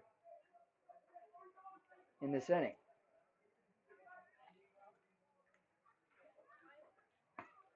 Pitch for a strike on the inner half. Damon Keith has lined out the right field to Brandon Cody 2 times today. And that'll hit the bottom half of the strike zone, and Keith just shakes his head. Damon, a freshman at Cal Baptist University from the Redlands, California. 6'3", 200 frame. The 0-2 pitch. Curveball, strike 3. We'll catch him looking. And some choice words for Damon with the home plate umpire as he's still talking to him. Strikes out on 3 straight pitches. A big pitch for Justin Fox, and it comes at a good time. Chinooks are a double play away from getting out of the inning, and Giancarlo Servine strike out swinging in the second as well as in the 5th, grounded out to third base. Outs at every base. The next pitch. Big swing and a miss. Good pitch from Fox. Left it a little up in the zone. Got to try and get it a little lower. Calvin Ferris on deck. He's 0 for 1 with a walk. Good block by Jake Collins behind the plate.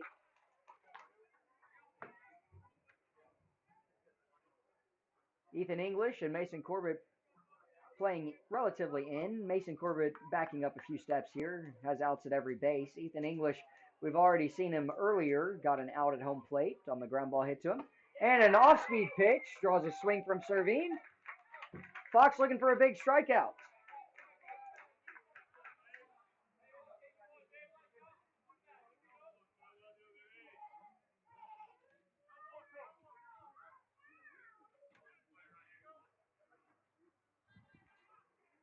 The 1-2 payoff pitch. Curveball hit well to left field. And a diving catch. No, it goes in and out of his glove as Trevor Cho will bring it in. On the throw, Pate Fullerton takes one off the head for the second time today on the throw in. But that's going to be an RBI single on the curveball that just was left up. Giancarlo Servine able to hit it into left field. Trevor Cho, a little bit of a late jump, but tried to get to it, made a great effort for it. Still keeps the bases loaded, and the Oilers are on the board 3-1. Next pitch, strike 1 on the outer half to Ferris.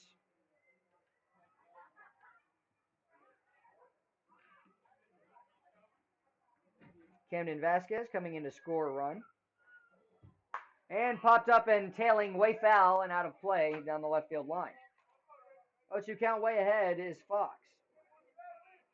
Fox giving up his first run this season.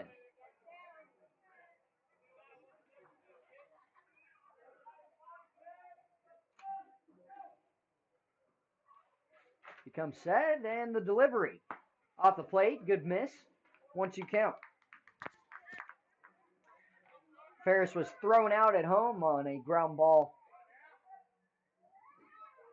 hit from Victor Carlino back just an inning ago, and low and away, 2-2.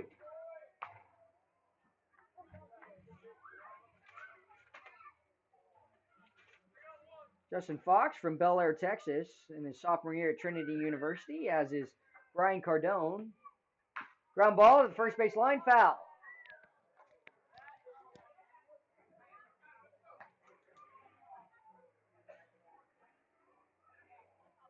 Just missing the first base line, and Calvin Ferris, sophomore out of Brown University. One of two players, him and Jake Fine, both from El Cajon, California. The delivery home.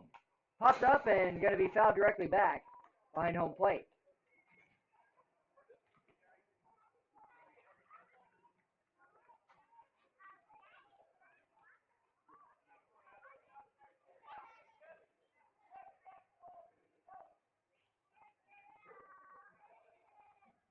And the next pitch is going to be laced into right field. 1 run is in, 2 runs are in. We've got a tie ball game.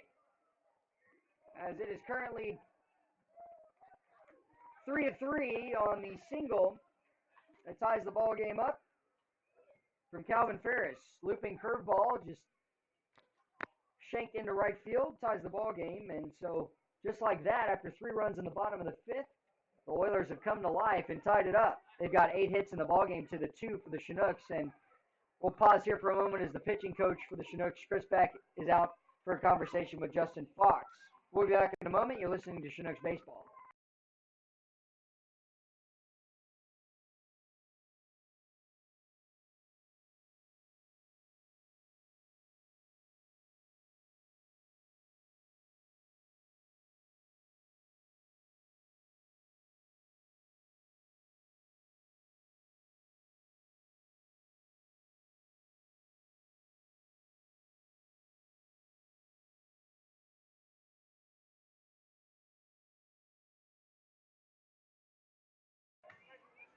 Well, we are back, meeting adjourned, and the double play still in order. Runners on the corners, but the go-ahead run is 90 feet away. That is Giancarlo Servine, Camden Vasquez, Jaden Fine, and Bobby Goodlow have all come in to score. 1 out in the inning. Pickoff attempt, and that's going to get past Ethan English. Both runners going to move up. It's a 4-3 ball game on the error, and they're waving him around, but instead he'll hold up. Good throw from right field, and the Oilers have now taken the lead here on 4 runs in the 6th. First error issued.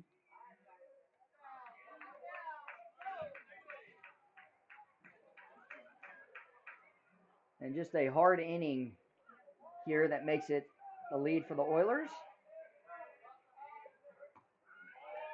Ball missing off the plate as Tyler Weinkoop gets going here in the bullpen. Double for Paul Stephenson down the third base line in his last at-bat. Mason Corbett playing near the line. Big swing, ties the count up at 1-1. Stephenson with a lot of speed, and the sophomore out of Mesa Community College and native of Kenai, Alaska.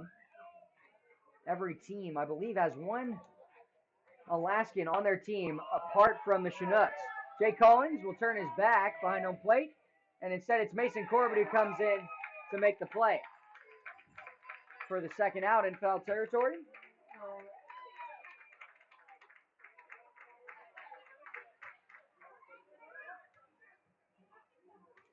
Brings up Victor Carlino, the 9-hole, who had a single back in the third and reached by fielder's choice when Ethan English threw out Calvin Ferris, who's at second base at home just 2 innings ago. Or excuse me, just an inning ago. Bunch shown, pulled back, and missing low, ball 1. Big secondary by Calvin Ferris.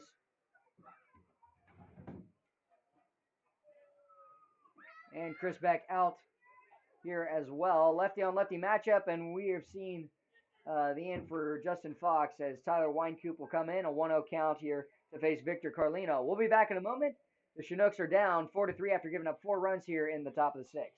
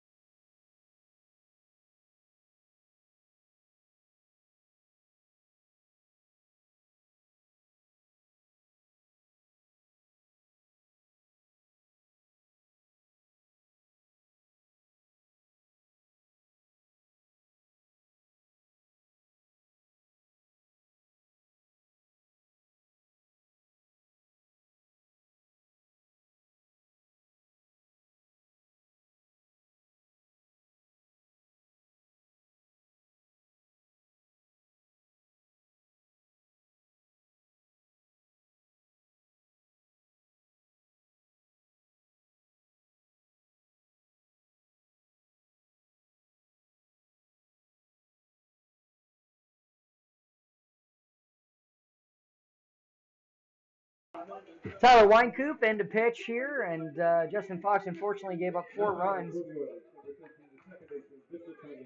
off of 3 hits.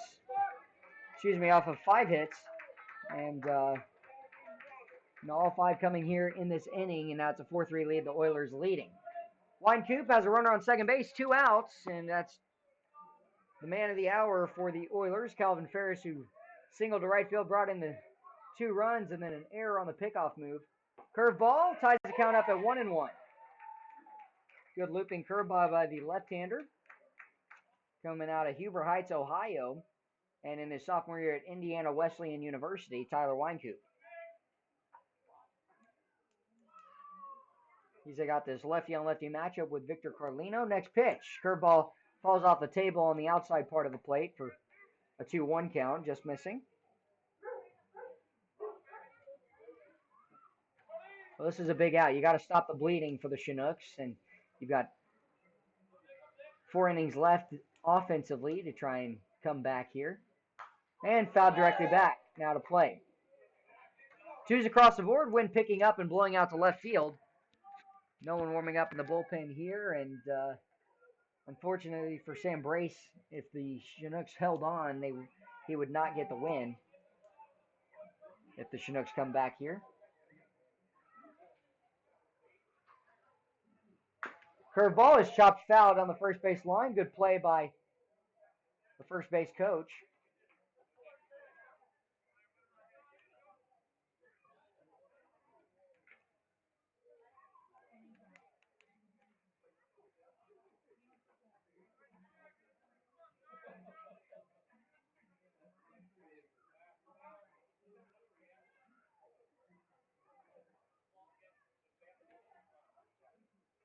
Curveball is hit hard to center field. That might bring in a run. The throw is coming home, and it's going to be safe sliding in for a 5-3 lead. 5 runs here in the 5th inning. Just hung the curveball and did a great job of hitting for Victor Carlino just to slash it back up the middle. Now a 2-run lead for the Oilers.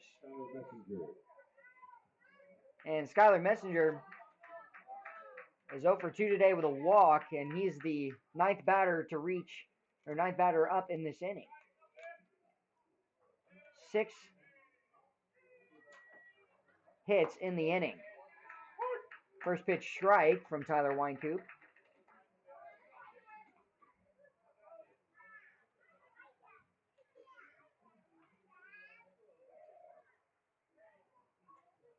And that's going to miss just inside. 1-1 count.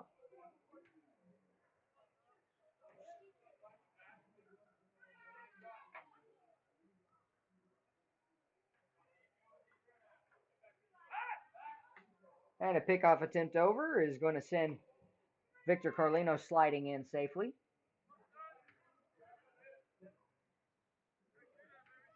Carlino has not attempted a stolen base so far this season. And that misses the top of the zone. 2-1 count, no out. 2-0 count, 2 outs. 9 hits for the Oilers, 2 for the Chinooks, but it's a 5-3 ball game, and the Chinooks look to come from behind here. Runner going, and the pitch is strike 2 on the inner half. The tag is going to be applied by Patty McCurman as he picked it on the left side of the bag, but that does go as the first stolen base for Victor Carlino. Got a great jump against the left-hander. Strike 2, 2-2 count, 2 outs.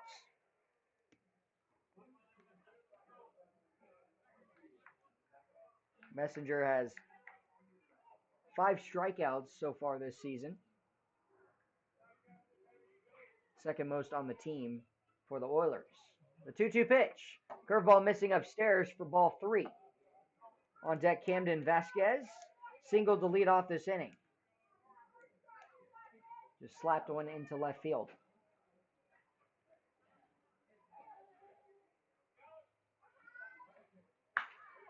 Popped up into right field. Brandon Cody coming in, is underneath it, will make the catch to end the bleeding. 5 runs given up in the top of the 6th. It's a 5-3 ball game. The Chinooks trailing the Oilers by 2. When we come back, The Chinooks look to get those runs back, as it'll be Ethan English, Pate Fullerton, Pate Fullerton, Jake Collins, and Mason Corbett when we come back. You're listening to Chinooks Baseball.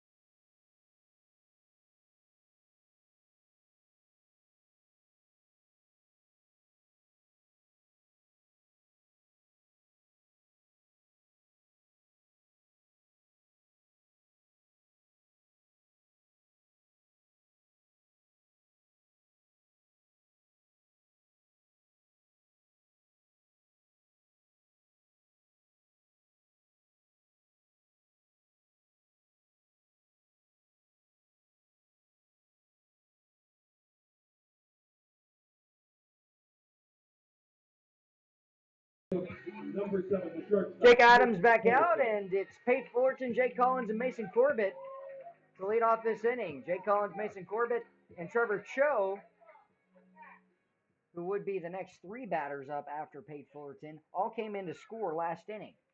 First pitch from Adams here is ball one off the plate. Fullerton ground out to the pitcher to end the fourth inning, and a walk back in the second. That is what he's done at the plate today. And that's a strike on the outer half, 1-1 count.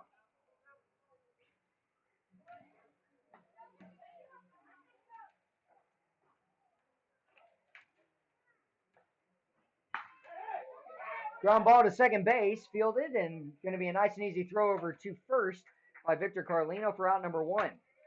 On the ground out. Start off the sixth inning.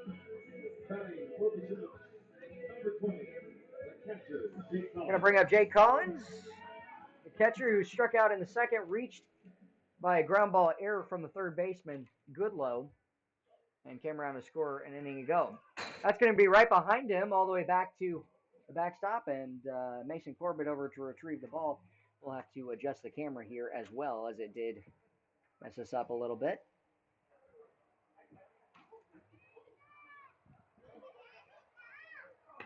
And that's going to miss low.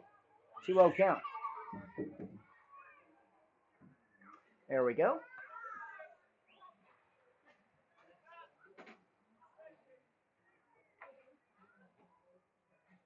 Looking for one pitch here for Jake Collins, and the next pitch is going to miss low, all the way dribbling underneath the legs of Servine, and so Corbett's getting his work in as he shows off the exercise, just coming over to retrieve it.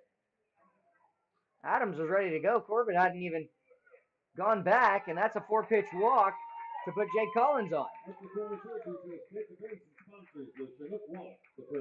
Mason Corbett, third baseman, had a triple in his last at bat that hit it right off the top of the wall. Trevor Cho moves up on deck, who walked in his last at bat. And Patty McCormick would be up next, sack bunt, RBI in his second at bat. First pitch is scooped up off the plate, so it'll keep Jake Collins at first base.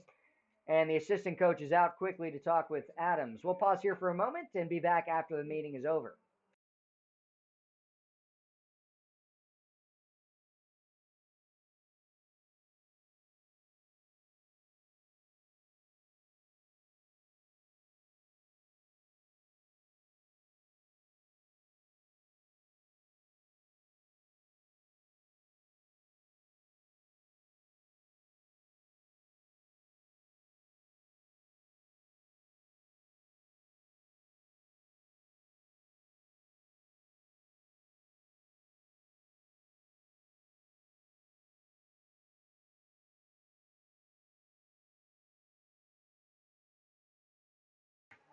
One 0 count with 1 out, meeting adjourned as the assistant coach walks back to the dugout. Jake Collins walked on 4 pitches. He's at first base. Mason Corbett at the plate. Has hit the ball hard twice today. Got robbed of a base hit in the second. Lined right into his teammate, Pate Fullerton. And the 6th straight ball in the inning is from Jake Adams. Pitcher from Kansas, and the Oilers going to send 2 guys to the bullpen. And that misses off the plate. 3-0 count.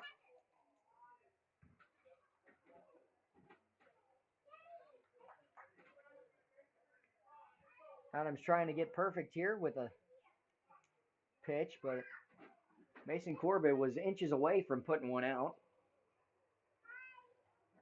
And that's ball 4. So back-to-back 4-pitch walks. And Trevor Cho is up next. He walked himself back in the 5th.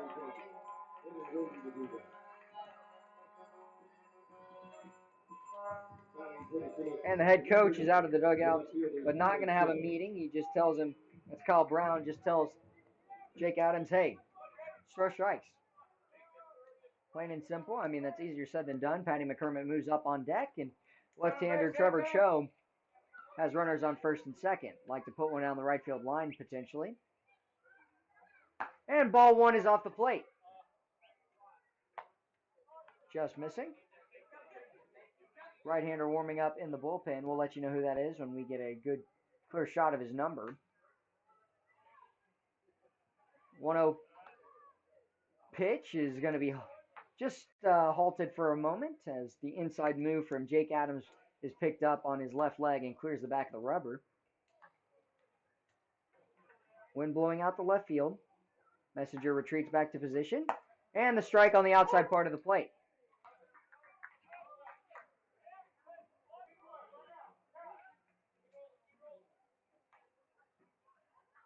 Corbett at first base walked, as well as Jake Collins out at second walked. The delivery home. He's going to miss low. Instead, it'll be a called strike. It's the knees, not the ankles. And we haven't seen that one called both ways today, but that'll be a second strike for a 2-1 count, or excuse me, a 1-2 count, 1 out.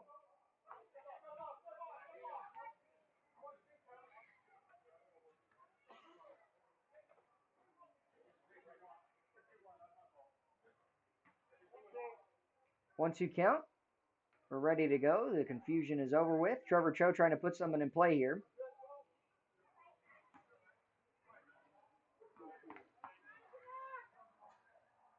Jay Collins working out at second base with the secondary. And it's ball 2, which is up and away. Siegel is flying around out in right center. Just behind the right center wall. Cho looking for his first base hit of the summer. He could get one right here. Couldn't come at a bigger time. The delivery home. Strike 3 as he swings over it. Patty McCormick up next with 2 outs. Runners on first and second. Second strikeout for Jake Adams today. Number 5. The second baseman, Patty McCormick. Patty McCormick 0 for 1 today with a fly out. And then he had the sack bunt RBI back in the 5th. 5-3 ball game. Chinooks trail by 2. Be nice to pick up one here. And the pitch is a called strike on the outer half.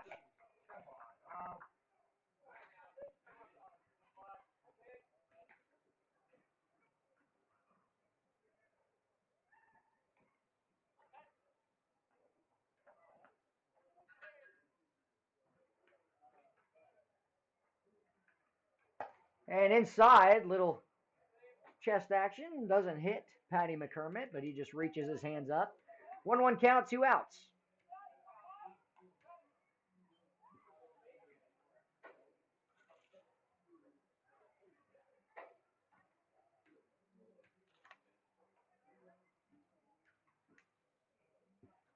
Adams will reset, step off, and Servine will call time and How many times you guys got to chat? go out and have a meeting as well. I believe that's the 8th time we've seen Servine go out and have a conversation.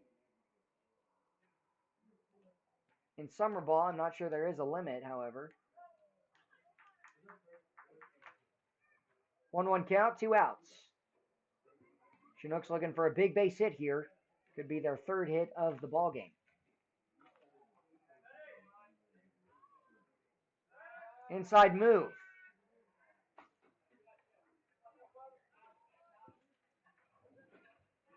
McCormick stayed in there, ready to go, and he's trying to produce a base hit, an RBI, and pick up his 2nd hit of the summer. Bunt shown, and it's going to be bunted directly back to Adams. It almost hit him. That's the 3rd out, and unfortunately for McCormick, he couldn't pull back in time. So Chinooks will strand 2. We're going to the top of the 7th inning, 5-3. The Oilers leading the Chinooks. When we come back, it'll be the 2, 3, 4 hole hitters, Camden Vasquez, Jaden Fine, and Bobby Goodlow here on Chinooks Baseball.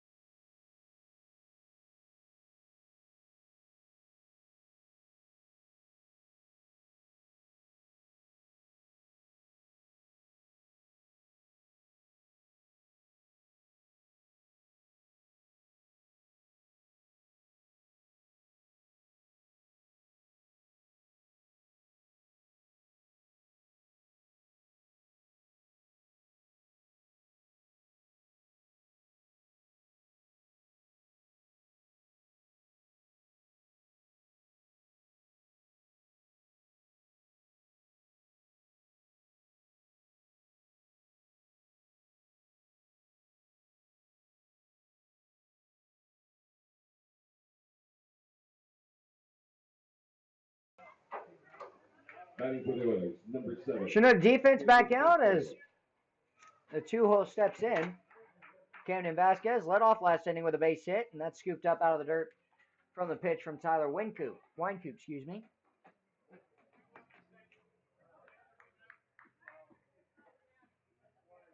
Oilers hit around last inning and scored 5 runs. That's on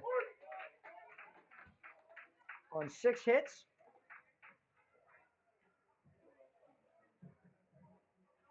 No walks in the inning, 1 strikeout. Curveball falls in, strike 2 on the outer half.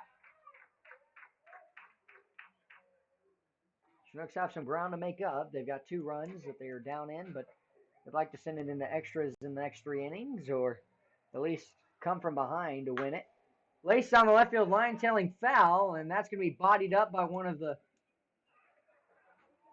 pitchers as well. I believe that is Michael Barker. Right off of the fence and into the chest.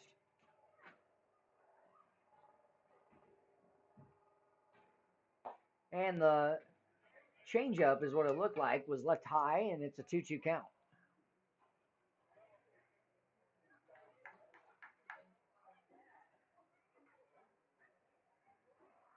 Winecoop's next pitch, and it's missing upstairs. 3-0.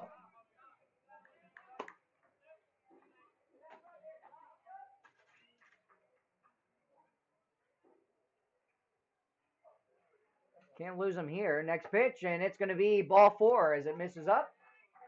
And so the Oilers have a leadoff on here. Brings up the 3-hole Jordan Fine, who is 1 for 2 today with a single in his last at bat and then a walk back in the 4th. Batting for the Oilers, number 29, the first baseman, Jaden Fine. Vasquez on for the second time today.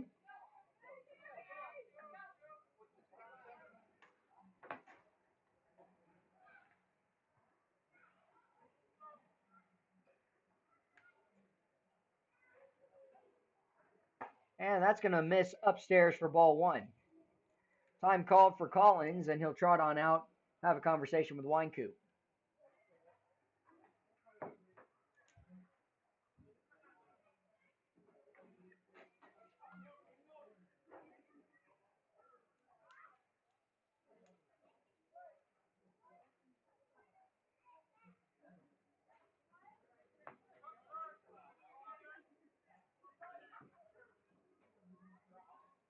Wind picking up even more to left field. The next pitch, strike 1 on the outer half.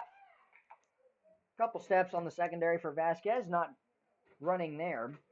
Have seen a stolen base earlier in the ballgame, which was Carlino just an inning ago.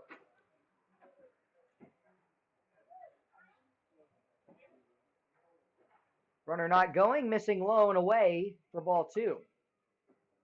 Chinooks looking for a ground ball double play. Bobby Goodlow, the third baseman, on deck.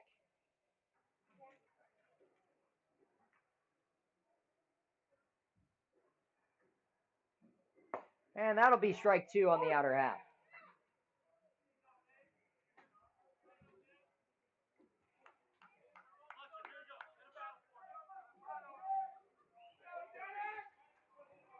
Head coach for the Oilers, Kyle Brown, giving some encouragement to his hitter, Jaden Fine. The delivery home.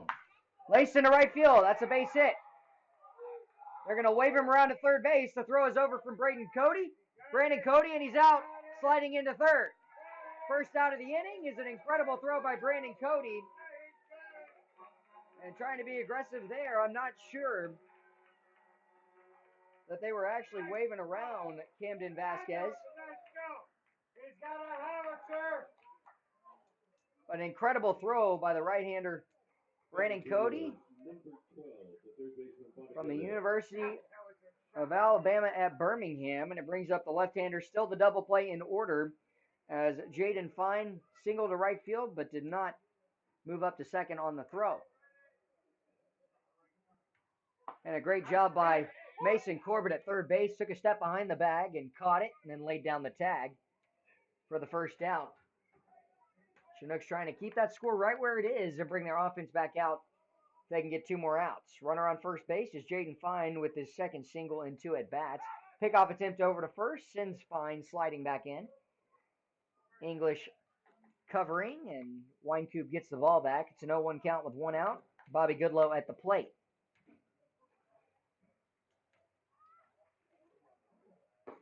And that's strike 2 at the bottom half of the zone.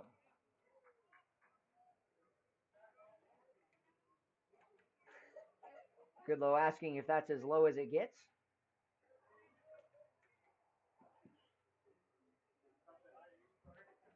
And awaiting the 0-2 pitch.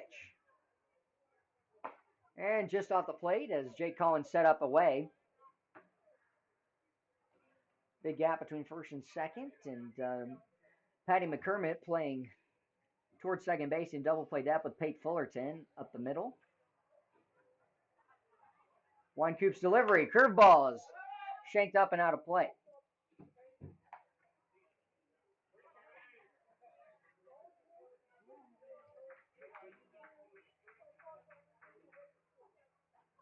Damon Keith on deck. Struck out looking in his last at bat on 3 pitches in the 6th. But is lined out to right field both times. Another pickoff attempt. Safely sliding in.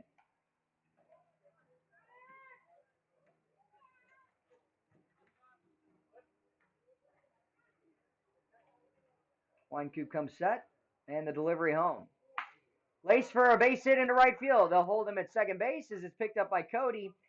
And 1-2 runners on first and second here with one out in the inning. No one warming up in the bullpen for the Chinooks, and it brings up Damon Key. Back-to-back hits to right field. Coming to the plate for the Oilers, number 28, the right fielder, Damon Key. And for a second inning in a row, both Jaden Fine and Bobby Goodlow all three, Camden Vasquez, Jaden Fine, and Bobby Goodlow, have had base hits. 11 hits for the Oilers now. And the curveball in the outer half just misses off the plate.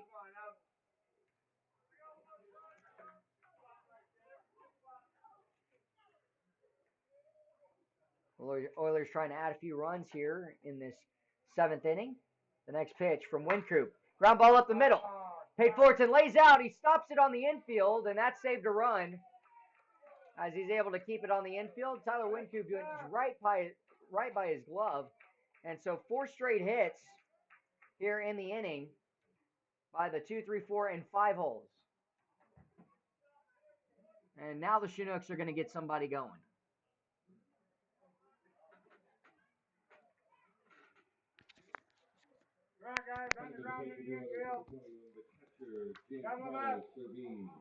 Giancarlo Servine, catcher up next. Double play. Double play gets you out of the inning. Still one out.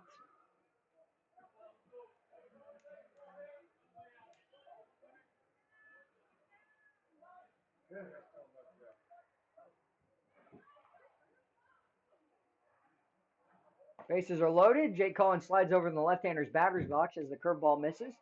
Wynkoop is like to start with a curveball. Servine today is 1 for 3. Strikeout in the second, swinging, as well as that's going to be popped up, tailing away down the right field line. If it's fair, it's trouble. Instead, it goes foul. Ground out to third base back in the 5th, and an RBI single in the 6th. Just looped it into left field in and out of the glove of Trevor Cho in left. 12 hits now for the Oilers. And in the last 2 innings, it's been 9 hits of those 12. Just missing low. 2-1 count.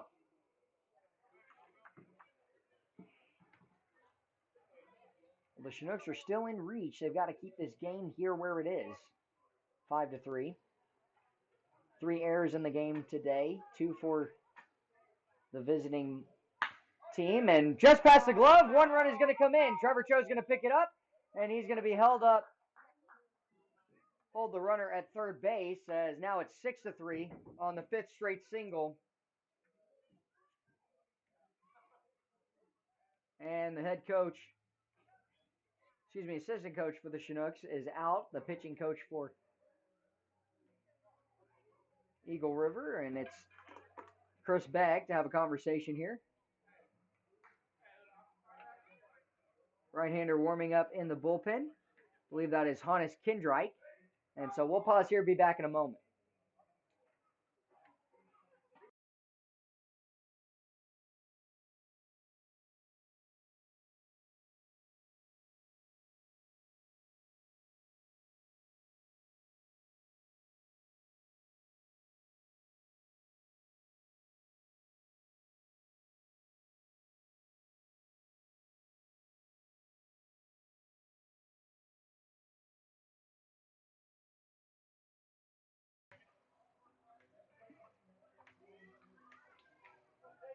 Six to 3 the score. First pitch is a strike on the outside part of the plate to the left-handed hitting designated hitter Calvin Ferris.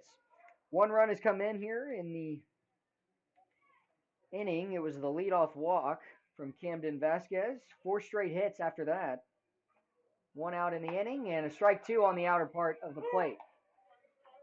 Double play gets you out of the inning and get your offense back out. Chinooks trailing by 3. Goodlow at third base, Damon Keith at second, and Giancarlo Servine at first. And a good job by Collins just to keep it in front as he slides over. Wincoop apologizing for the pitch and is ready to go again.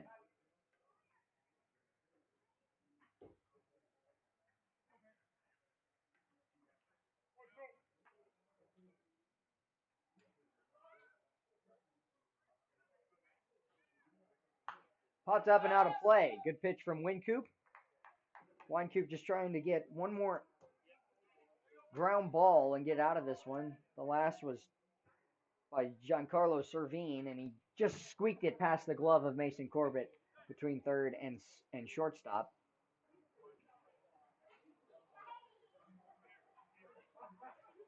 Curveball, chopped to the first base side, foul.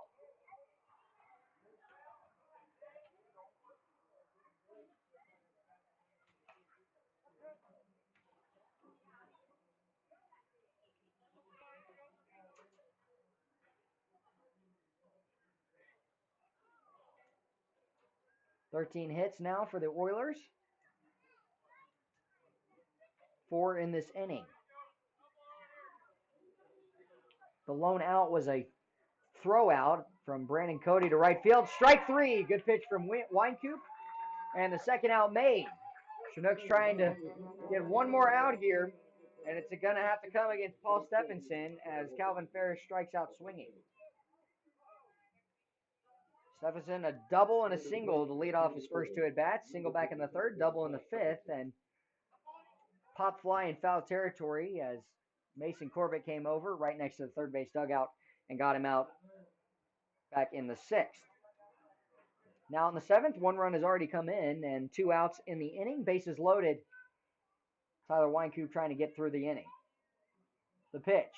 And strike 1 at the top of the zone.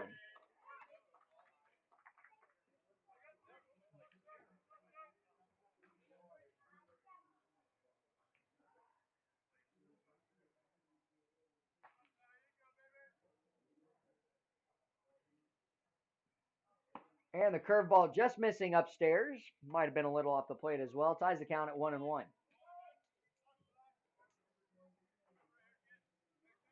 May see a new pitcher from the Oilers in the next inning as well.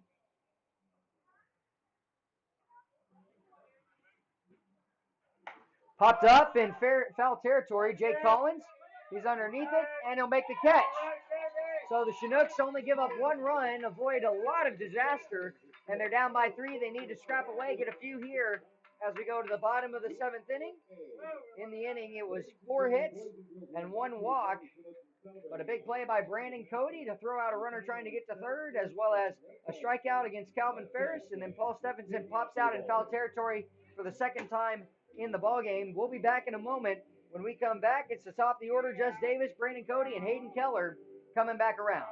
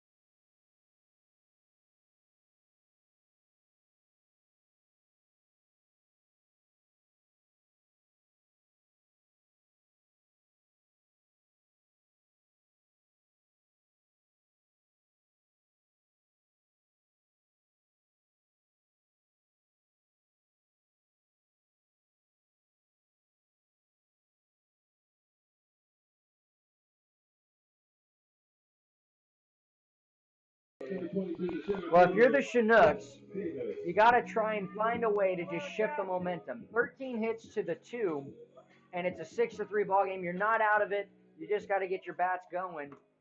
You've had some chances, but right now that doesn't matter. You just got to try and find a way to scrap across. Ball 1 from Adams is off the plate to Just Davis. Just Davis, Brandon Cody, Hayden Keller, the 3 batters up in the inning. Start things off against Adams. Next pitch is ball 2, same spot.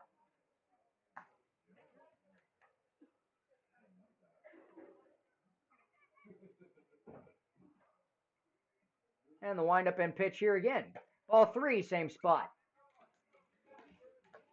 In the 6th inning, it was with 1 out, 2 straight walks on 4 pitches. We might see another one here. The windup and the pitch. And that's a strike for a 3-1 count. Might not want to throw that one again to Jess Davis. He could put it over the right field fence. Bottom of the 7th inning for the Pilots versus the Miners, and the Miners are leading by 1. And that's a called strike, and Jess Davis can't believe it again. That's the second at bat in a row where we've seen that against Jess Davis. You can call it when you see him. So it'll be a 3-2 count, no outs, and Jess Davis going to have to battle here. He's been doing it all night. And ball 4 is off the plate. So that'll be the walk, just a pitch late, and so we've got a runner on first base and a 6-3 ball game. And that'll be the day for Adams as the head coach, Kyle Brown, is out of the dugout. We'll pause here for a moment as when we come back, it's Brandon Cody. No outs in the inning. The Chinooks trying to tie things up.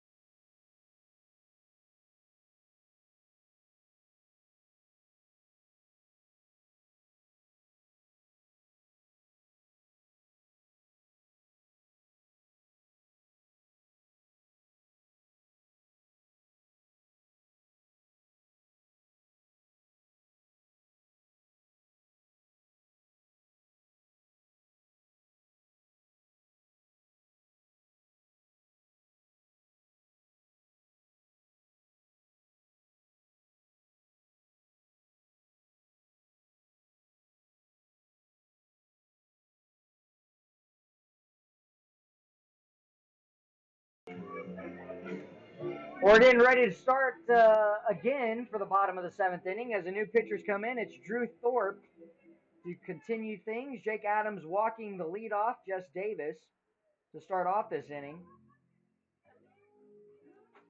Jake Adams could give up potentially 1 run which is Jess Davis on base, but so far he's given up no runs. Gave up 4 walks though in 2 innings of pitching, 1 hit and 2 strikeouts.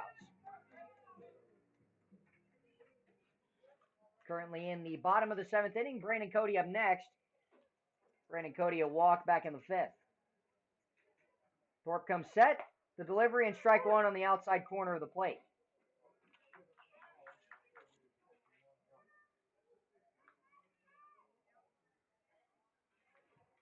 Long look in, Thorpe coming set again in the delivery. Ground ball to shortstop.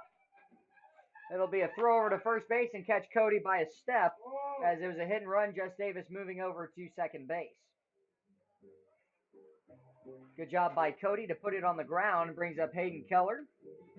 Batting for the Chinooks, number 12, designated hitter Hayden Keller. If Cody gets that just to the right side of the infield, he's got a base hit because the second baseman, Victor Carlino, was covering.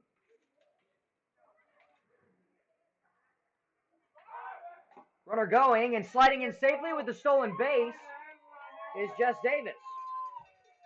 That is the third stolen base in 2 games for Jess Davis and third of the season. Now Hayden Keller has an opportunity to bring in a 4th run for the Chinooks. Jess Davis flying around the bases. Infield going to stay back. And a big swing from Keller, but a little early. We've seen Keller hit 1 home run so far this season. It was out in game 1 against the Miners at the Miners field. He's got to put one in play here. He'll slash one foul. 1-2 count. Out an RBI single just 2 innings ago in the 5th. So far today, it was 3 runs for the Chinooks in the 5th inning, and then the next inning in the top of the 6th, it was 5 for the Oilers, and then 1 in the top half of this inning. Curveball misses upstairs for the second ball of the at-bat. Drew Thorpe on the mound. Thorpe, a native of Washington, Utah, 6'3", 190 frame. Right-hander on the mound out of Cal Poly SLO. And defensive swing poked foul. Brian Wu on the team as well from Cal Poly SLO, as is John McKay.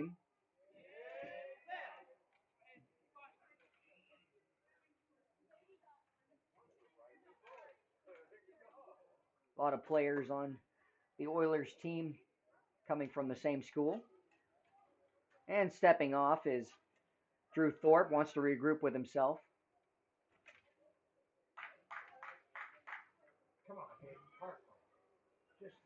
Next pitch. Going to bounce in the dirt. Serving. Doing a great job just keeping it in front. Full count, 1 out. On deck is Ethan English. And Keller would like to get an extra base hit here. Center fielder Stephenson shading him into left center. Next pitch from Thorpe. And that's a base hit down the right field line as Hayden Keller has another base hit, and it brings in Jess Davis for a 6-4 ball game. Good swing and good hit from Hayden Keller. He picks up his second RBI base hit today in his last 2 at-bats. Jess Davis scoring for the first time today. Ethan English up next. He's looking for his first hit of the ball game. That is the 7th hit for Hayden Keller this season. Counting the 2 today. And English would like to hit something hard here. Has the power to punch one out. A little soft swing there. Just swinging underneath it. And Hayden Keller at first base.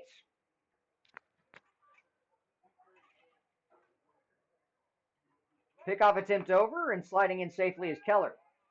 Can't really dirty up a white pants on a turf field, but that's okay. Might get the pellets stuck to the pants every once in a while if it's a little rainy. But it's a 6-4 ball game. 3 hits for the Chinooks, 13 for the Oilers, and they're up by 2. Ball misses upstairs and off the plate for ball 1. Pate Fullerton on deck as the left-handed hitting shortstop.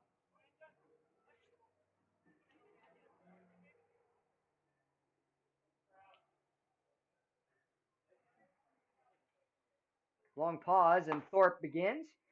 Ball 2 is off the plate, a 4th of the way into the left-hander's batter's box. Get out, man.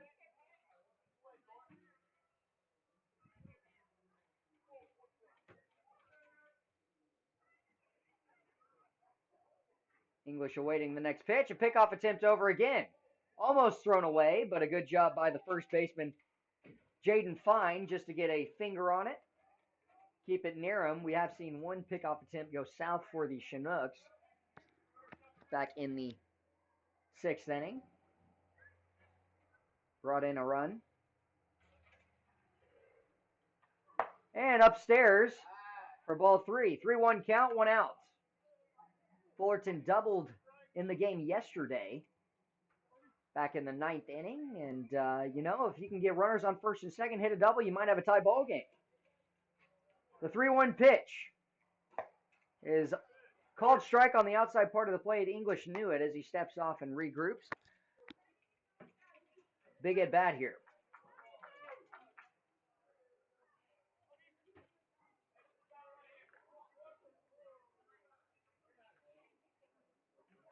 Keller not going, and a good swing by Ethan English just to foul it off. Might have hit the top of the zone. Coach John Groth, the head coach for the Chinooks, the third base side, is going to cheer on Ethan English. Good showing of Chinooks fans here. One more home game tomorrow. And low and away, ball 4. Pate Fullerton will come up. And the tying run is at first base. Got to scrap away and get another run here. Jake Collins on deck, as Ethan English able to draw the full count walk.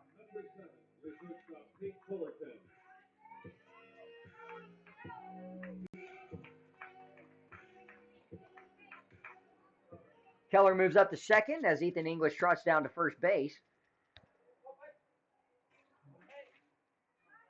Beautiful Bear Mountain in right center field. And the first pitch strike on the inner half. Fullerton in warm-ups had a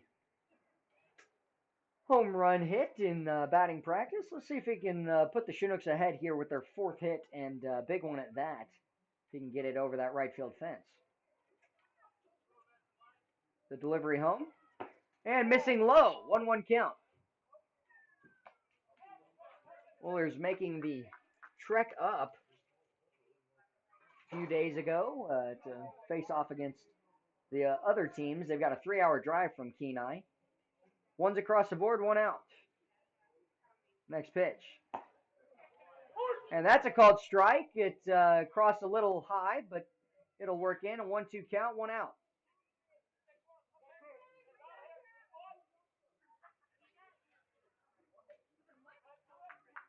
Runners on first and second. Got to put something in play here. And strike out as it's a changeup on the outside part of the plate. Fullerton goes down swinging. It'll bring up Jake Collins.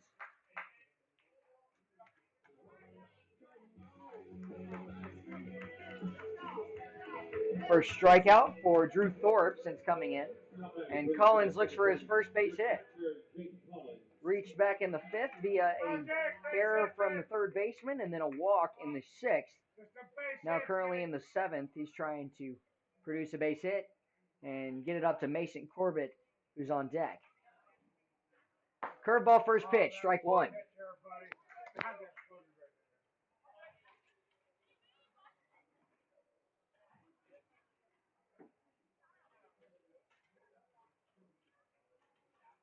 (6-4) the score. Chinooks have scrapped a run across here, and that's going to get to the backstop.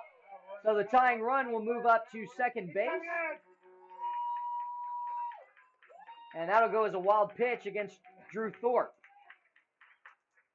Serving did everything he could, but was not going to be able to corral that pitch. And Jake Collins looking for a base hit to tie the ball game.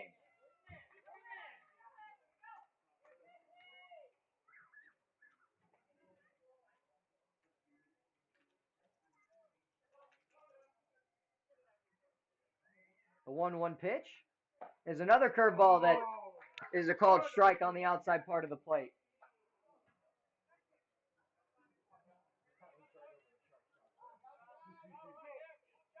Collins trying to battle off a few pitches here and put something in play. And that's thrown away with the fastball. 2-2 count, 2 outs. Has first base open, and you don't want to face Mason Corbett, who has a triple and a walk in the ballgame today, and then was robbed of a base hit back in the 2nd. Next pitch. Defensive swing popped up to right field. The right fielder coming over. It's the second baseman who's called off. And the Chinooks will strand 2 as it's 6-4, but they get a run across on Hayden Keller's single to right field. So we're moving to the top of the 8th inning. Chinooks need a 0 put up as we might see Corbin Barker coming in to pitch. We'll let you know his stats when we come back.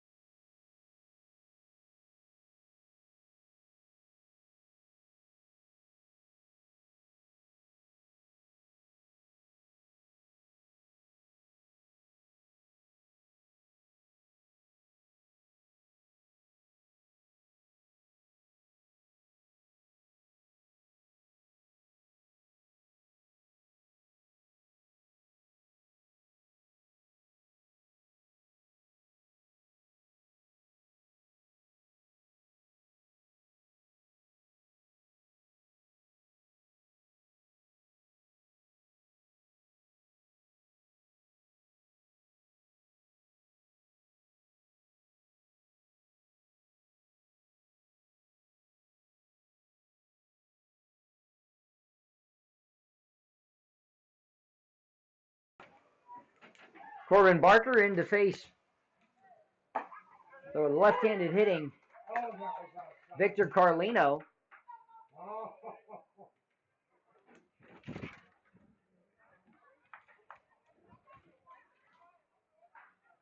1 count, no outs. And the next pitch is going to bounce off the chest protector of Jake Collins. It's a 1-1 count, no outs. 6-4 lead for the Oilers as they picked up 5 runs in the 6th, 1 run in the 7th, and the Chinooks picked up 3 in the 5th, and 1 in the 7th, just last inning. Corbin Barker coming in to relieve Tyler Weinkoop. And that pitch is going to miss upstairs. Victor Carlino in the top of the order coming back around with Skylar Messenger and Camden Vasquez.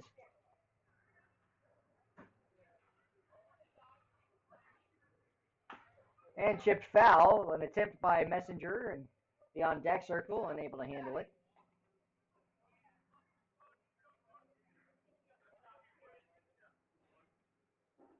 Messenger is on deck, and he's the only player actually of the 9 starters for the Oilers without a hit. The 2-2 pitch. Way outside, full count. The leadoff walks have really bit the Chinooks in the backside, and they've got to find a way to get an out here against the leadoff Victor Carlino, who is 2 for 3 today. 2 singles. And strike 3 gets a swinging strike as Carlino chases. And a good pitch by Corbin Barker on the outside part of the plate. Off this inning, now coming to the plate for the Oilers, number 22, the shortstop, Skylar Messenger.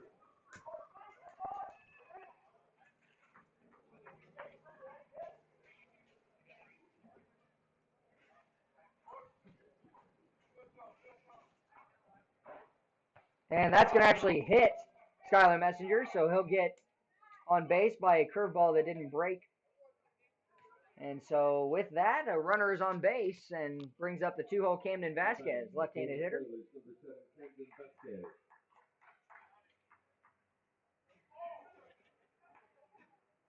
Tyler Weinkoop in his 2 innings of pitching gave up 1 run on 5 hits as the next pitch misses inside. Had 1 strikeout and 1 walk.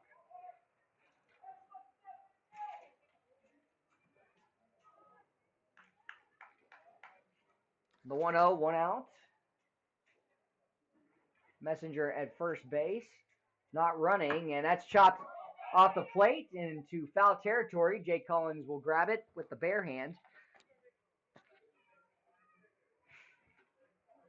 And we'll regroup, reset, 1-1 count, 1 out.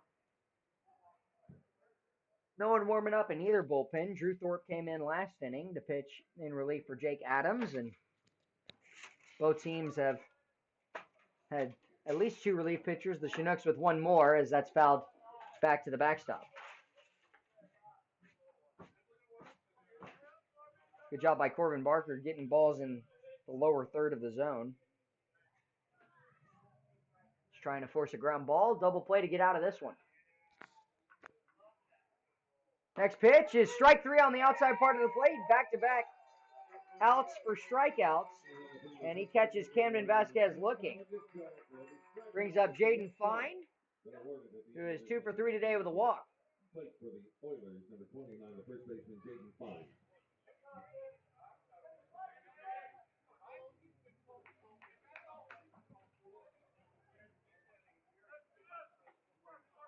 Messenger still put at first base after getting hit by a pitch on the first pitch.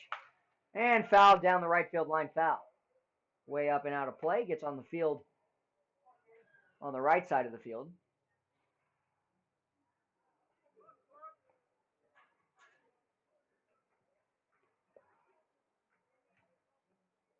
Update for you is it's a 2-1 ball game for the Pilots. And a great play into the glove of Mason Corbett. He throws the first, and it's a tough break for the Chinooks. It got stuck in the glove of Mason Corbett. And he tried to rush it over to first base, and sadly, that's going to go for an error against Mason Corbett. Just on the throw, as it was a low throw, and that'll keep the inning alive. Bobby Goodlow up next as Jaden Fine reaches on the E5. Now batting for the Oilers, number 12, the third baseman. Ball was hit on a one-hopper to the third base side, and good job by Corbett just to get a glove on it. Had to reach across backhanded and got stuck right in the webbing of his glove. He poked it free, threw it over to first, and Ethan English able to keep it close there. But that'll squeak by Jake Collins, and that'll be a pass ball as now it is a 7-4 lead. The Chinooks giving up a run here, and that's just an unfortunate series of events as it's a ground ball to end the inning and gets stuck in the glove. Now you're down by 3 again here in the 8th inning.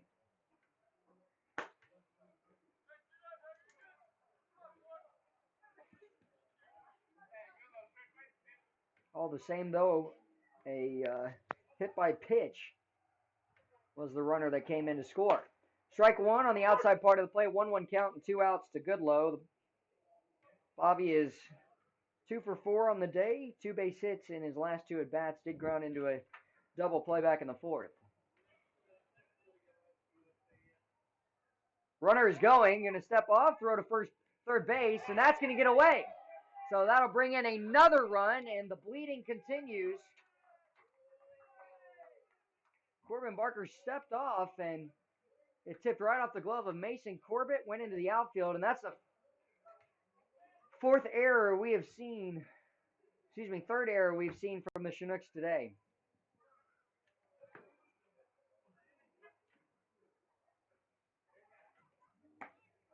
Strike at the top half of the zone, 1-2 count, 2 outs. Second time Jaden Fine has scored.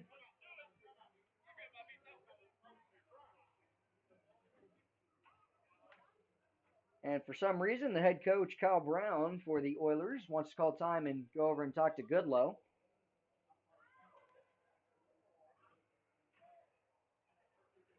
One-two count, 2 outs. Corbin Barker pitching on the mound and gave up a run, but both runs have been unearned. 8-4 currently trailing are the Chinooks. Off the plate, ball to tie the count at 2-2.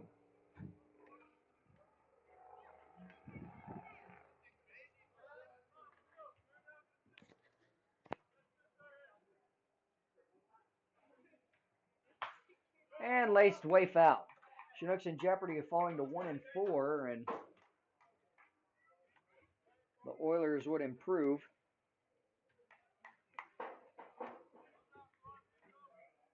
to 2-3. Or excuse me, Chinooks would fall to 1-3, and the Oilers would improve to 2-3.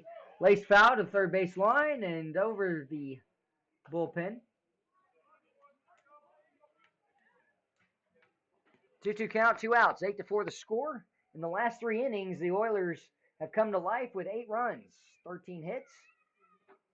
Before that, it was just 3 hits. And that's way outside. Full count, 2 outs.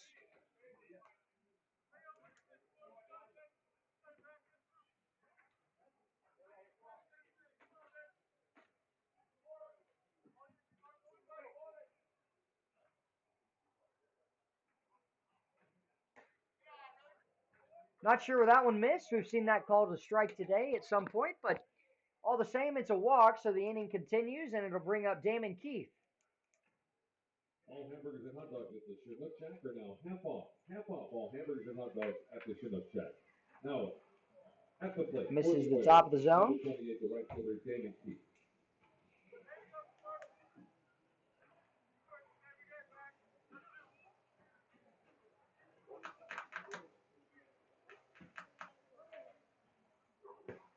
And that's going to get away on a wild pitch from Corbin Barker. So moves up the runner to second base. Now Collins calls time, wants to reset with Corbin Barker.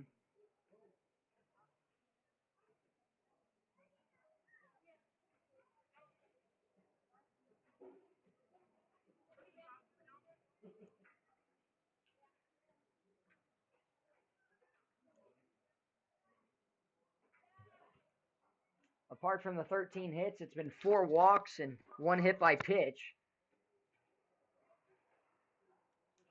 that have left this game in an 8-4 ball game. Draws a swing out of Damon Keith, helps out Corbin Barker there.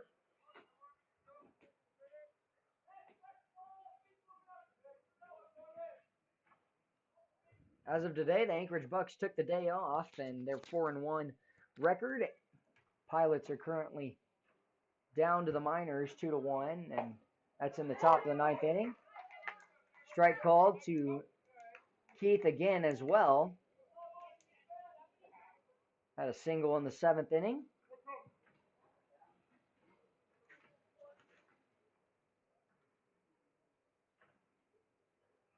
Barker's next pitch. Strike 3, and down goes Keith.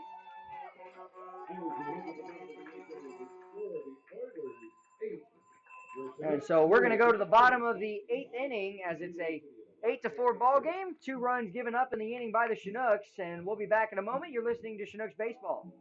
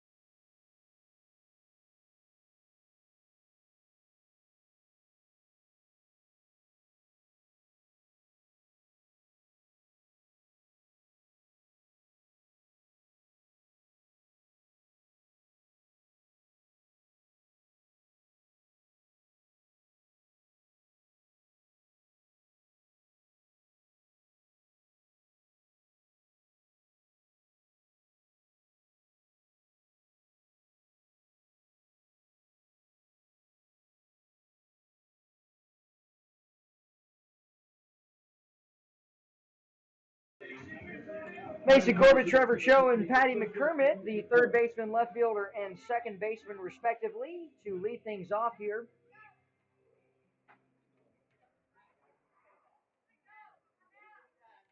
2 runs given up in the top of the 8th inning, and Trevor Cho moving up on deck as Mason Corbett takes ball 1.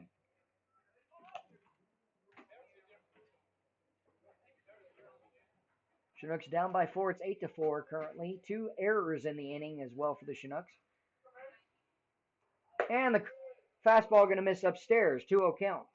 Last inning it was 2 walks, an RBI single from Hayden Keller, and a strikeout for Drew Thorpe.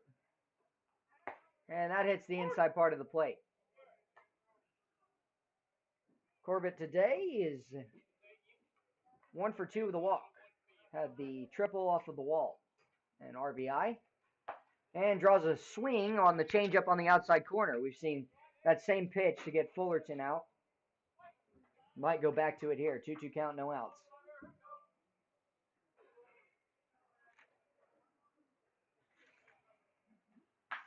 Hit down the right field line. That's going to fall in fair. Mason Corbett hustling over. He's going to stretch one to second base if he can beat it in, and he's safe sliding in. Mason Corbett calling time, and he's got a triple and a double today. Took a long time there for the umpire in the field, the third base umpire, Stacy Dunbar from Tulsa, to give me a call. And I mean, initially I thought he was for sure. J. Paul Fullerton in to hit for Trevor Cho as the pinch hitter. Good job by Mason Corbett to lead things off with a double and get the 4th hit. He's got a double and a triple today.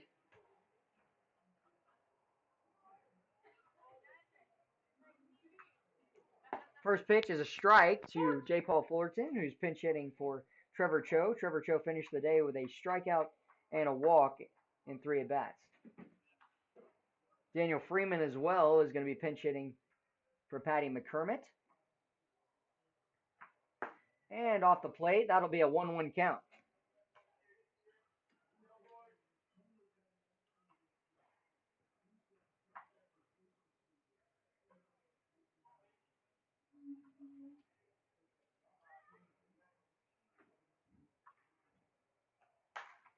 Popped up into right field, and it'll stay on the infield. The second baseman is underneath it. Will make the catch. J. Paul Fullerton will go back to the dugout. 1 out in the inning now, as it was a put out by Carlino. J. Paul Fullerton just missing that one.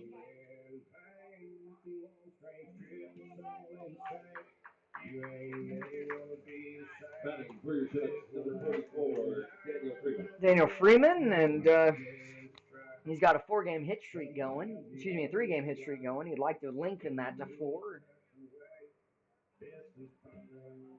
As a quick meeting on the mound between the middle infielders, Carlino, Messenger, and the pitcher, Drew Thorpe.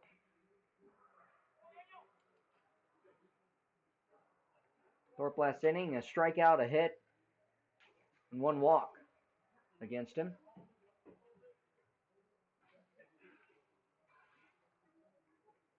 Mason Corbett has half of the hits for the Chinooks. Curveball first pitch, and Freeman taking all the way.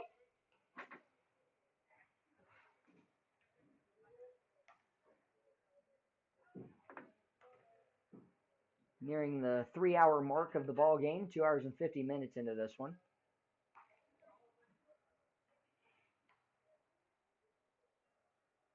Drew Thorpe really concerned with Corbin out there, and sliding back is Freeman. Jess Davis in the top of the order on deck.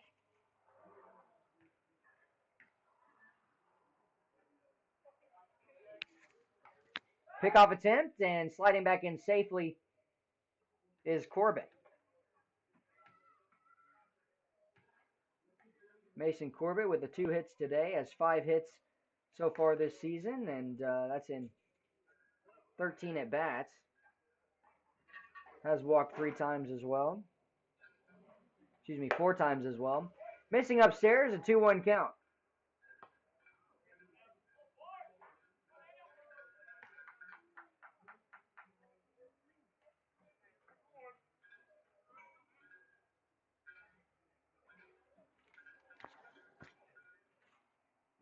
And an inside move by Thorpe. We'll have him stepping off.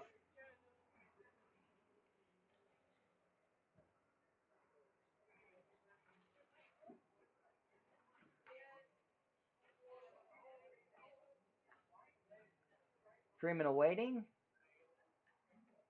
And draws a swing out of him. Would have been ball 3 as it was low. But 2-2 count, 1 out. Freeman going to have to battle at the plate here. Mason Corbett doubled down the right field line. Put himself in scoring position. And Jess Davis would be due up next if he can have somebody else on base here. And maybe Freeman can trade places with him.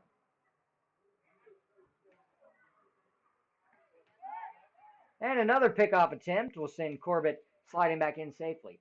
I'm not sure why Thorpe is so worried about Corbett out at second base. He's got a 4-run lead with 1 out here in the 8th inning. Right-hander warming up in the bullpen for the Oilers. And that'll miss low. Full count.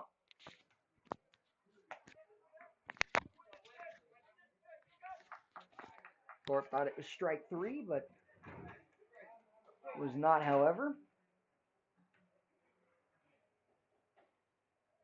And the full count pitch awaiting. And the curveball misses upstairs. That'll put a walk on. Jess Davis to the plate with Brandon Cody up next. So Freeman walks.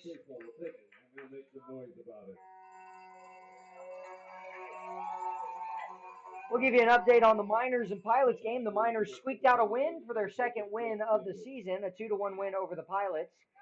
That is the final. And the assistant coach out to have a conversation with Drew Thorpe as there's a right-hander warming up in the bullpen.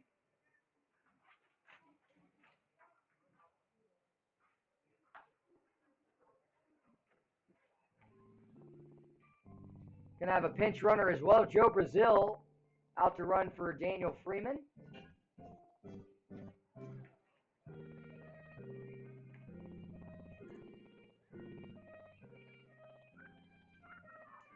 We'll pause here for a moment. Be back in just a sec after the meeting's adjourned.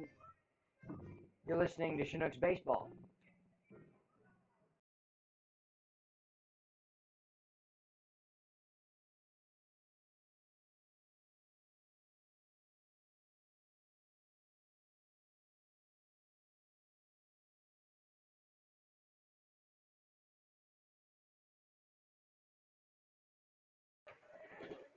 Oh, we are done, and the meeting is adjourned. It's 1 out here, an 8-4 ball game. Runners on first and second. And Jess Davis is up next. Brandon Cody on deck. Chinooks have 5 outs left to get 4 runs, send it into extras, or try and push ahead. Thorpe's pitch home is going to be capped towards the third base side. A tough play, sliding into second, and he's out at second base as Joe Brazil is caught out by Messengers. Fielder's choice to second. It was right off the edge of the bat, and that'll get Jess Davis out. Excuse me, that'll get Joe Brazil out at second base. Move Jess Davis to first, and he's got speed. We'll see if he tries to steal here. Brandon Cody up next.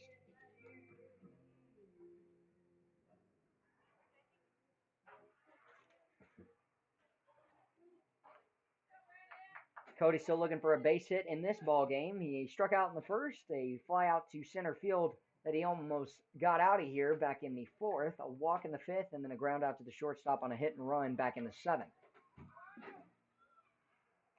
Not running here. Ball 1 is off the plate on the off speed. Hayden Keller on deck has produced 2 RBI singles, both in the 5th and the 7th today. Most hits on the team with 7. Pops it up, and it's going to get out of play. 1-1 count, 2 outs. This talk is exclusively by Edward Jones Financial Investments and Gavin Reeve in Eagle River.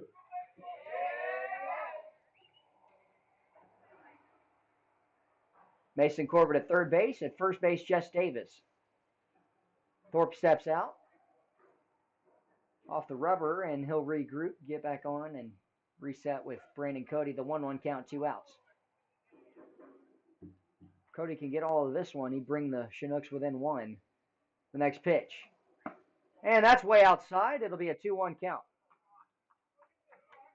Tried to work a slider in there for Thorpe.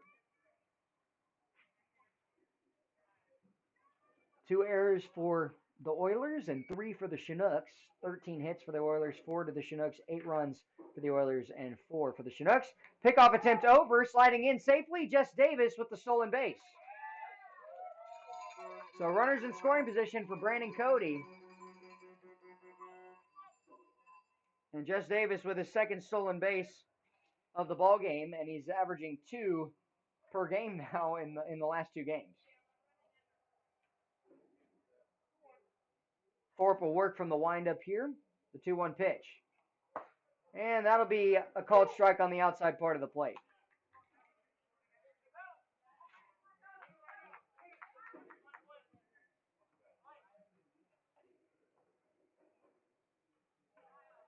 The 2-2 pitch. And that's too far out. Full count.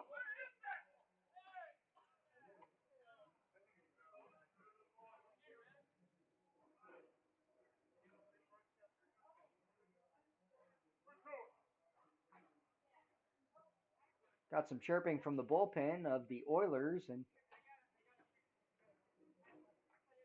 that'll be strike 3 though there as the curveball falls in. One of the coaches for the Oilers has to be told by the first base umpire that he must go back to the dugout. And unfortunately for the Chinooks, they strand 2. It's 8-4. When we come back, we're going to the 9th inning with Corbin Barker back out on the mound for the Chinooks.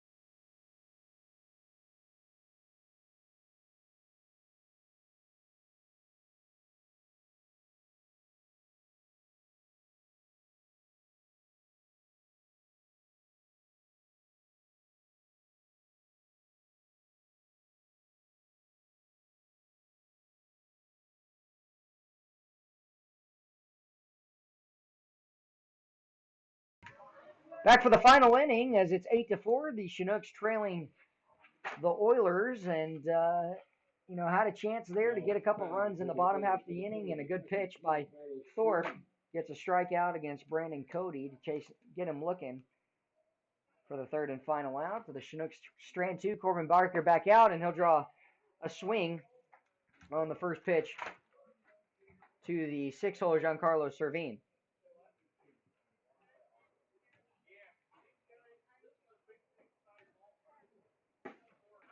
That'll just miss low. 1-1 count, no outs.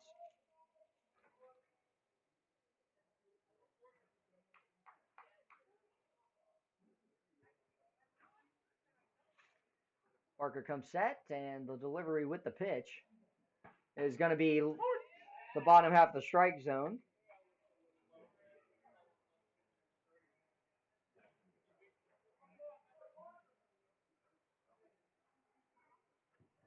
One-two pitch, and no outs. No one warming up in the bullpen for either team. As the curveball misses just inside. In and out of the glove of Jake Collins.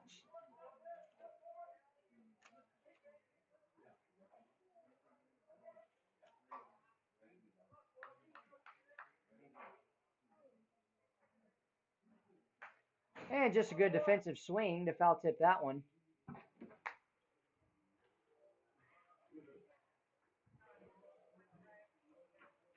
As we got to fix the camera for you again.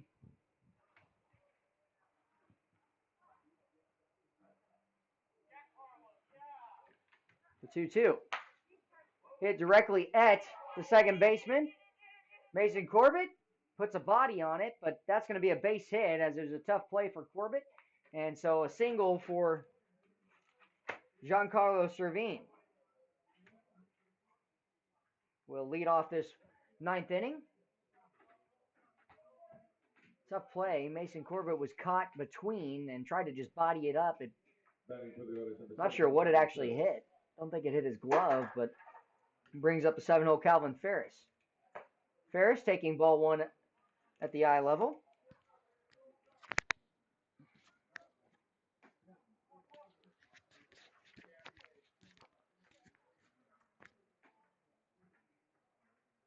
Servine not going, and that's going to miss off the plate. 2-0 count, no outs.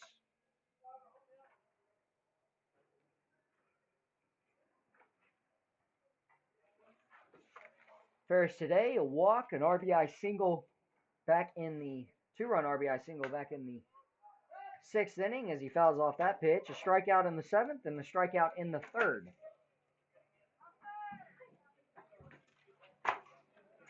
Currently 1 for 3 on the day with a walk.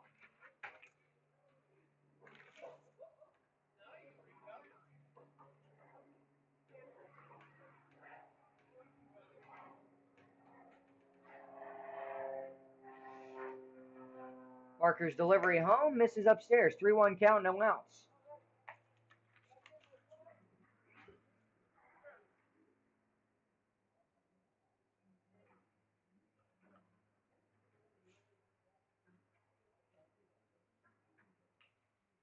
And a big swing there as Ferris swings through it on the inside fastball. Full count, no outs. Runner at first base is Servine, who singled to second base.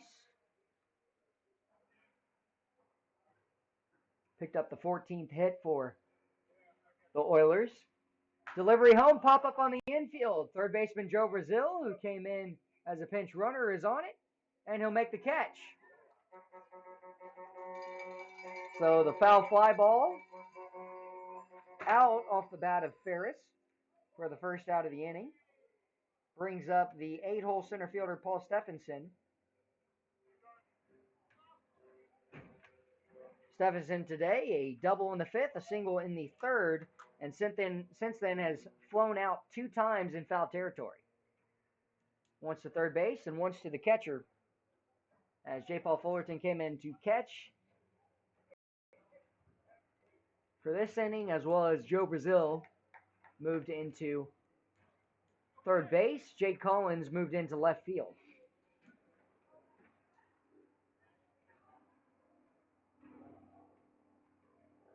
One out in the inning. First pitch strike on the outside corner.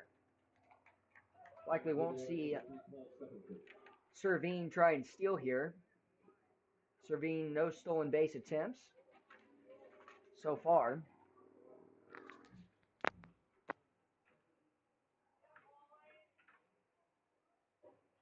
And a little chin music up and in as J. Paul Fullerton slides over to catch that from Corbin Barker.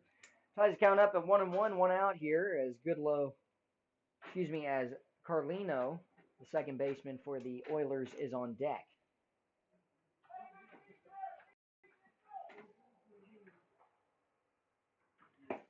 Big swing and a miss puts the advantage count to Corbin Barker. Corbin last inning, 3 strikeouts, no hits, 2 runs given up, and 0 walks. Runner not going, laced down the left field line, foul.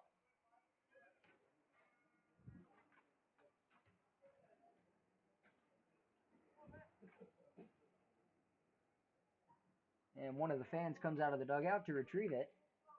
Might have actually be a trainer, I believe, for the Chinooks. The reason I say fans is I've never seen them before, but might be a trainer for the Chinooks. Once you count 1 out.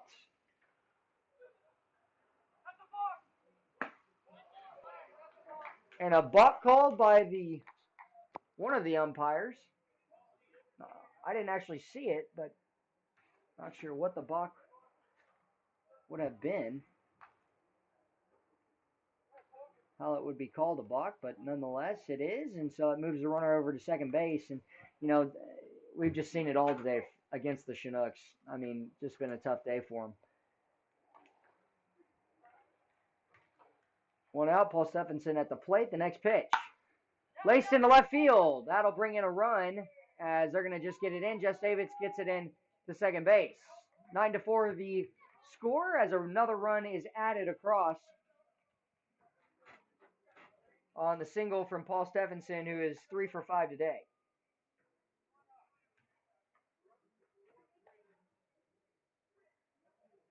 Batting for the Oilers, number 13, Victor Carlino. Second run scored by Giancarlo Servine today.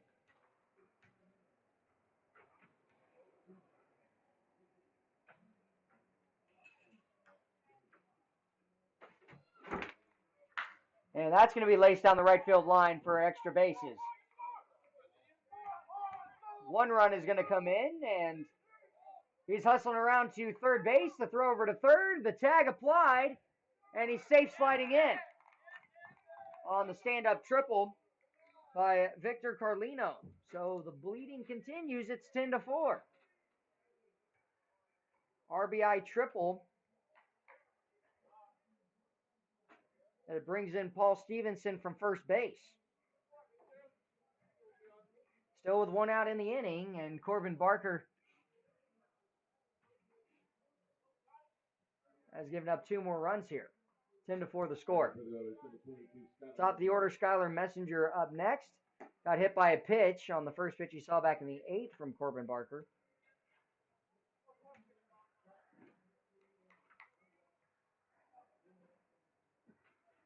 Sam Brace started the game, did not give up a run in 5 innings of pitching. Popped up to right field. Brandon Cody is on it. He's got to hustle hard. Coming in. It's going to miss it. That's going to be an error by Brandon Cody. It was right behind second base. He may have just misjudged it. And the 4th error we've seen by the Chinooks today. Goodness. Double play in order, but a 11th run comes across.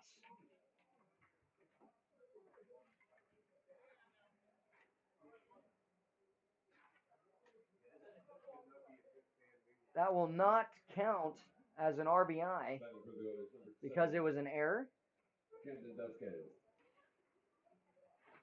And the pitch, good job by Corbin Barker, is a strike. It was shallow enough that the runner would not have scored. 16 hits for the Oilers. Ground ball to the right side. That's going to get just past the glove of Mason Corbett, and they'll hold him at second base. Another hit in the inning. That is by Camden Vasquez.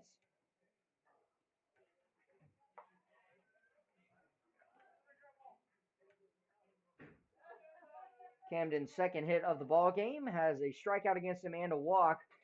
We'll pause here for a moment as Chris Beck, the pitching coach for the Chinooks, comes out for a conversation with Corbin Barker.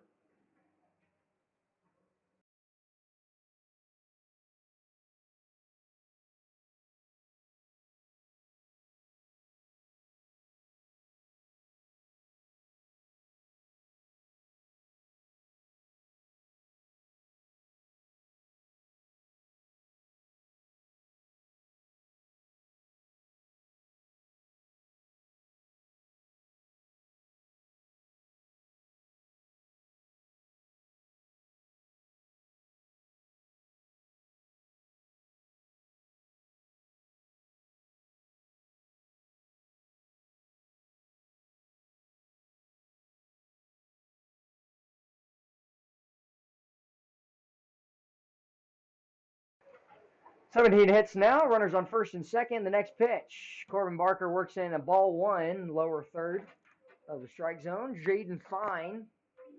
He is 2 for 4 today with a walk. Reached by error in the 8th.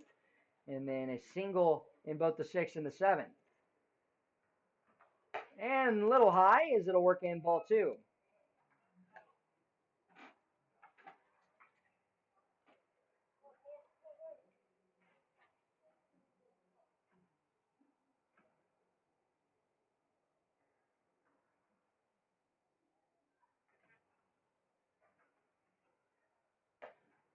Off the plate, 3-0 count, 1 out.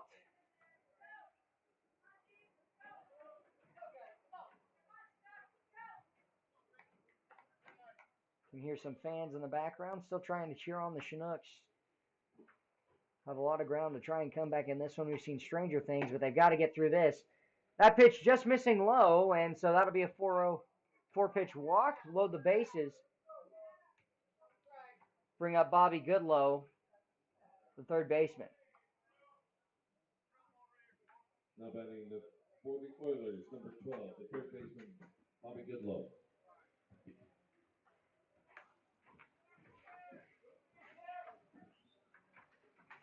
Damon Keith today, only runner who has not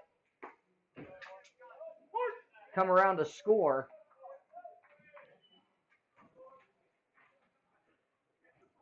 For the Oilers, and there are 11 runs.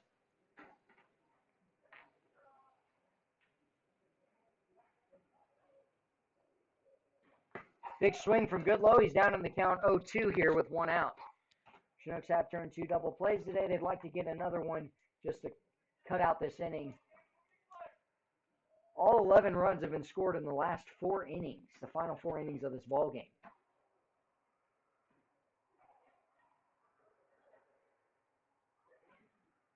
Big swing and a miss as Goodlow will go down swinging.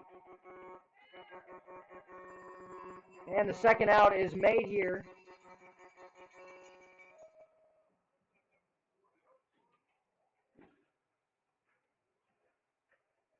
Batting for the Oilers, number 28, the right fielder, Damon Keith. Damon Keith, the right fielder, a line out to right field in his first 2 at-bats back in the second and fourth, and then 2 strikeouts, as well as a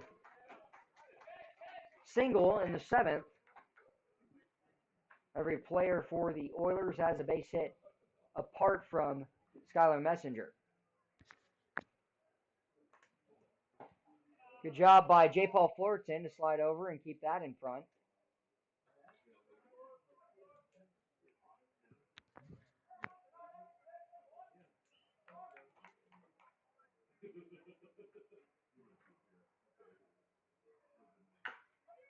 And that's going to be a foul ball as it's clipped off the front foot of Damon Keith. 2 outs in the inning, outs at every base, with the bases loaded, an 11-4 ball game.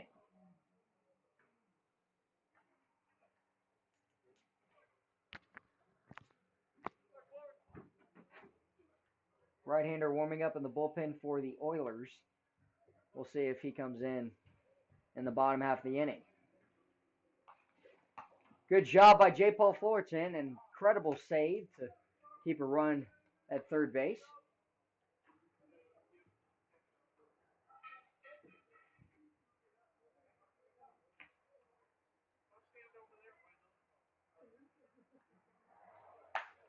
Ground ball to the right side, picked up by Ethan English. He'll step on first base, and the Oilers will strand 3, but they get 3 runs in the inning. It's 11-4. When we come back, we're going to the bottom of the 9th inning. The Chinooks have a lot of ground to make up. UAA.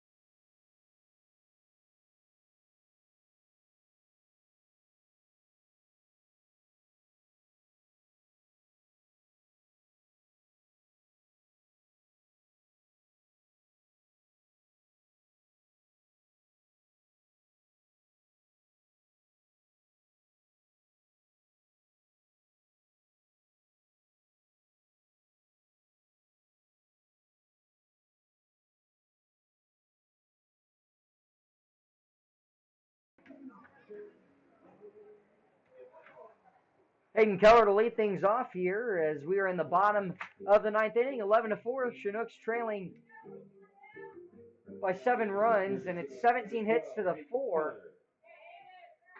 The Oilers in the advantage of that category. Hit hard to right center field, but popped up and skied to right field as the ball is going to be caught on the first pitch by Damon Keith. And it'll bring up Ethan English. So Hayden Keller finishes the day most likely at 2 for 5 with a strikeout, a ground out, a pop out, and 2 RBI singles.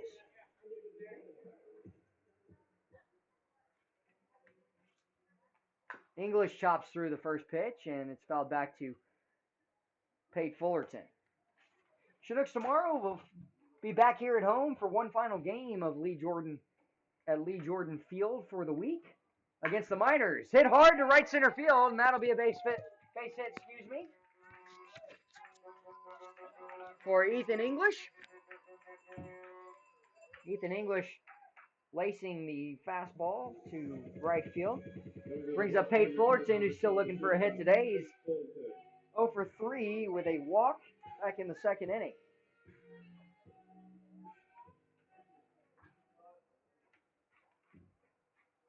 Thorpe comes set, and the delivery home. Big swing and a miss on the first pitch.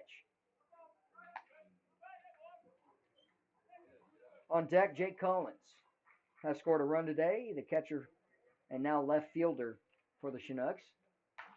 Cap to the third base side, fielded by Goodlow. The throw to second base, and he's going to be out on the transfer from Victor Carlino. So the fielder's choice works. Pate Fullerton goes down to first base, and 2 outs now in the inning.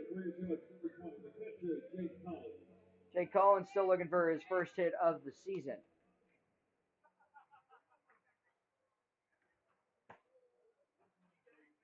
Swings at a pitch that's low on the first pitch strike.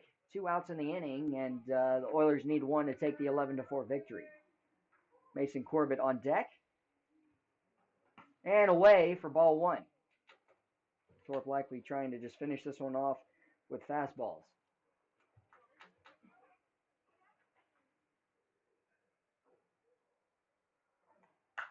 Popped it up. Just going to get out of play for strike 2. 1-2 count, 2 outs. The shadows now shining on the field from the third base side. Sun shining right into the eyes of Fullerton and the first baseman.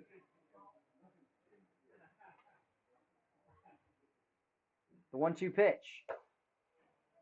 Misses for ball 2, and 2 outs here in the 9th inning. Just trying to get it to the next guy, pass the baton. First baseman will go back as Pate Fullerton is going to get his lead, and now the first baseman will go back into position. And Captain Fair Territory, it's going to be picked up by Servine.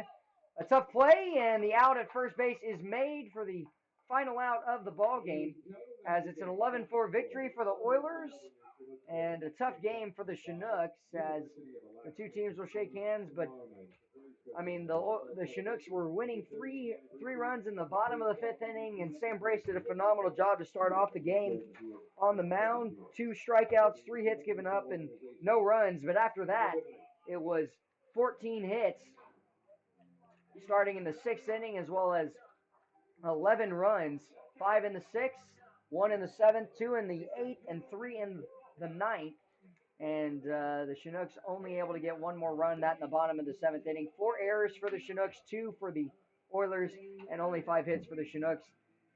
Well, we'll be back tomorrow against the Miners at 7 o'clock. The Chinooks take on the Miners, and just a tough loss here. They're going to have to shake it off and try and get back in. They haven't won since their opening game against the Miners on the road back on June 5th. So they're trying to get back in, and who better to get against than the team you've already beaten. So I'm Josh Salem. Thanks for listening in. We'll see you tomorrow night at 7 o'clock.